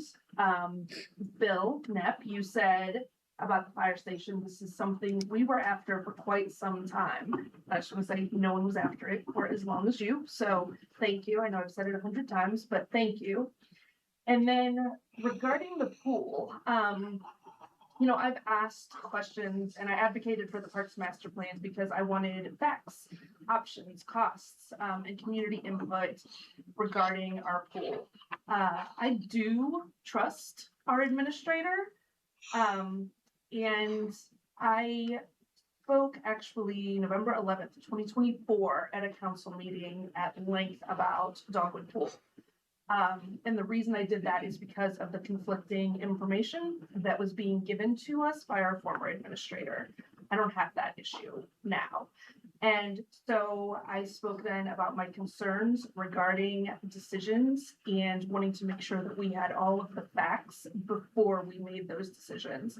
And I can say now with this Parks Master Plan, with our current administration, I can vote based on facts that I trust. And I think that's really important. And that is all. Thank you. Christina, please. I want to thank Christina for saying it was cold in here because I thought it was only, and I'm really regretting a short sleeve shirt today. No, I had a couple things that I just wanted to share, so it won't be too long and in depth. Wanted to thank Catherine and Rob. I had a resident who complained over the weekend about some equipment on his street, which was actually for the Apple Grove paving, which I have not been down Apple Grove. I understand it looks great, by the way, but which is some equipment that was going to be used for the final top coat, and it was making it difficult to get in and out of his driveway. So thank you, Catherine and Rob, for getting that equipment moved in actually a pretty quick fashion. So did want to touch on, as others have, about the fire station. And again, thank you, Bill, and everybody else who played a part in that, and most importantly, the residents. I just thought that was just an incredible event to be a part of, and as Andy said, to get to meet the new ones, it was that was really cool. It was really special. Wanted to touch on, again, you brought up your daughter winning trophies. Well, my kids, it actually got embarrassing after a while. They kept winning trophies at the bike rodeo, and so we tell them they can't participate now, but it's starting to look a little bit suspect. But I think that it is probably one of the coolest events that we have in the community. I can't speak highly enough of the police department and the folks who put it on. So I just wanted to bring this up, that it will be July 18th in Zion Lutheran Church from 9 to 12. There will be bike helmet fittings, safety tips, there'll be challenges, bike raffle courtesy of, the North Canton Meyer. I was looking on here, remind me of the age range. I know, right? I didn't even tell you this. We take the little ones all the way up through, I think they're like 14 plus, we're doing a little bit different. Okay. Age range, or a little bit different in our classification, trying to narrow the time frame down. If they're going to be stored, so we can move it along for the parents. I think that was the feedback we got last year, was just the one for the time. Okay. Just showing 30. And we have a couple of different standard levels for. A little bit differently to be more efficient. Well, I, for one, am looking forward to it. I was, not able to make it last year. I'm looking forward to coming this year. I think I can go on that day. I'm hoping that maybe we can, rekindle our challenge, our slow race challenge that we've had. So I look forward to, challenging, Chief Kemp to a, bicycling challenge. So, looking forward to that. Wanted to thank Steve. Great information shared this evening about the pool. Thank you for your efforts. As I shared earlier, you know, I and my family are pool, member holders, and we've been there for a number of years. I haven't been there yet this year, but hoping to go out there. But thank you for the work you do with keeping it running. Thank you for the photos you shared. I think it would have been neat if we would have had that a little bit earlier in the year. It just is really kind of opening up the pool, but you know, late is better than never. So thank you for the information you shared. I'm still stuck on the amount of water that we're losing on a daily basis. So I guess keep that tap turned on. Lastly, I did just want to thank every single person who spoke this evening. I wanted to thank the people who have reached out and talked about this land swap potentiality and the pool. Please keep those comments coming. You know, I don't know that social media, at least for me, I mean, while I'm on social media, I'm not going to see all those posts. So I guess I'm talking to the folks in YouTube land, you know, give me a call, send me an email, more importantly, come to a city council meeting and speak on the issue, because I think that, you know, I speak for all of us when I say that we'd like to continue to hear the comments and your thoughts. This is not my chair. I've said it many times before, this chair belongs to the folks of Ward 1, and I'm just sitting in it. So please share your thoughts on this very important piece of legislation. That's it. Projects, more projects, expansion of the radio system, the audit the finances going through, opening up the pool. We've got the land swap, we've got the parks plan, we've got America 2. Tonight was a lot about projects. And that's just one of many projects that everybody is currently working on. And you only have the highlights there. I'm going to close my report with a quote from Henry Ford. And this is important in these projects. Coming together is beginning. Keeping together is progress. Working together is success. Now we'll move on to calendar. And I'm going to amend the meeting calendar to add a regular council meeting on June 22nd, 2026, to immediately follow the committee of the whole meeting. Get a second for that. I believe, haven't we already done this? The formal amendment wasn't made. I floated the idea that I would be bringing it up on the 15th, so. Yeah. Second. All in favor? Aye. Opposed? We do have that added. So June 22nd will be a committee of the whole, followed by a council meeting. We will not have a meeting on the 29th. Council meeting on the 6th. And July 13th will be a committee of the whole and council meeting.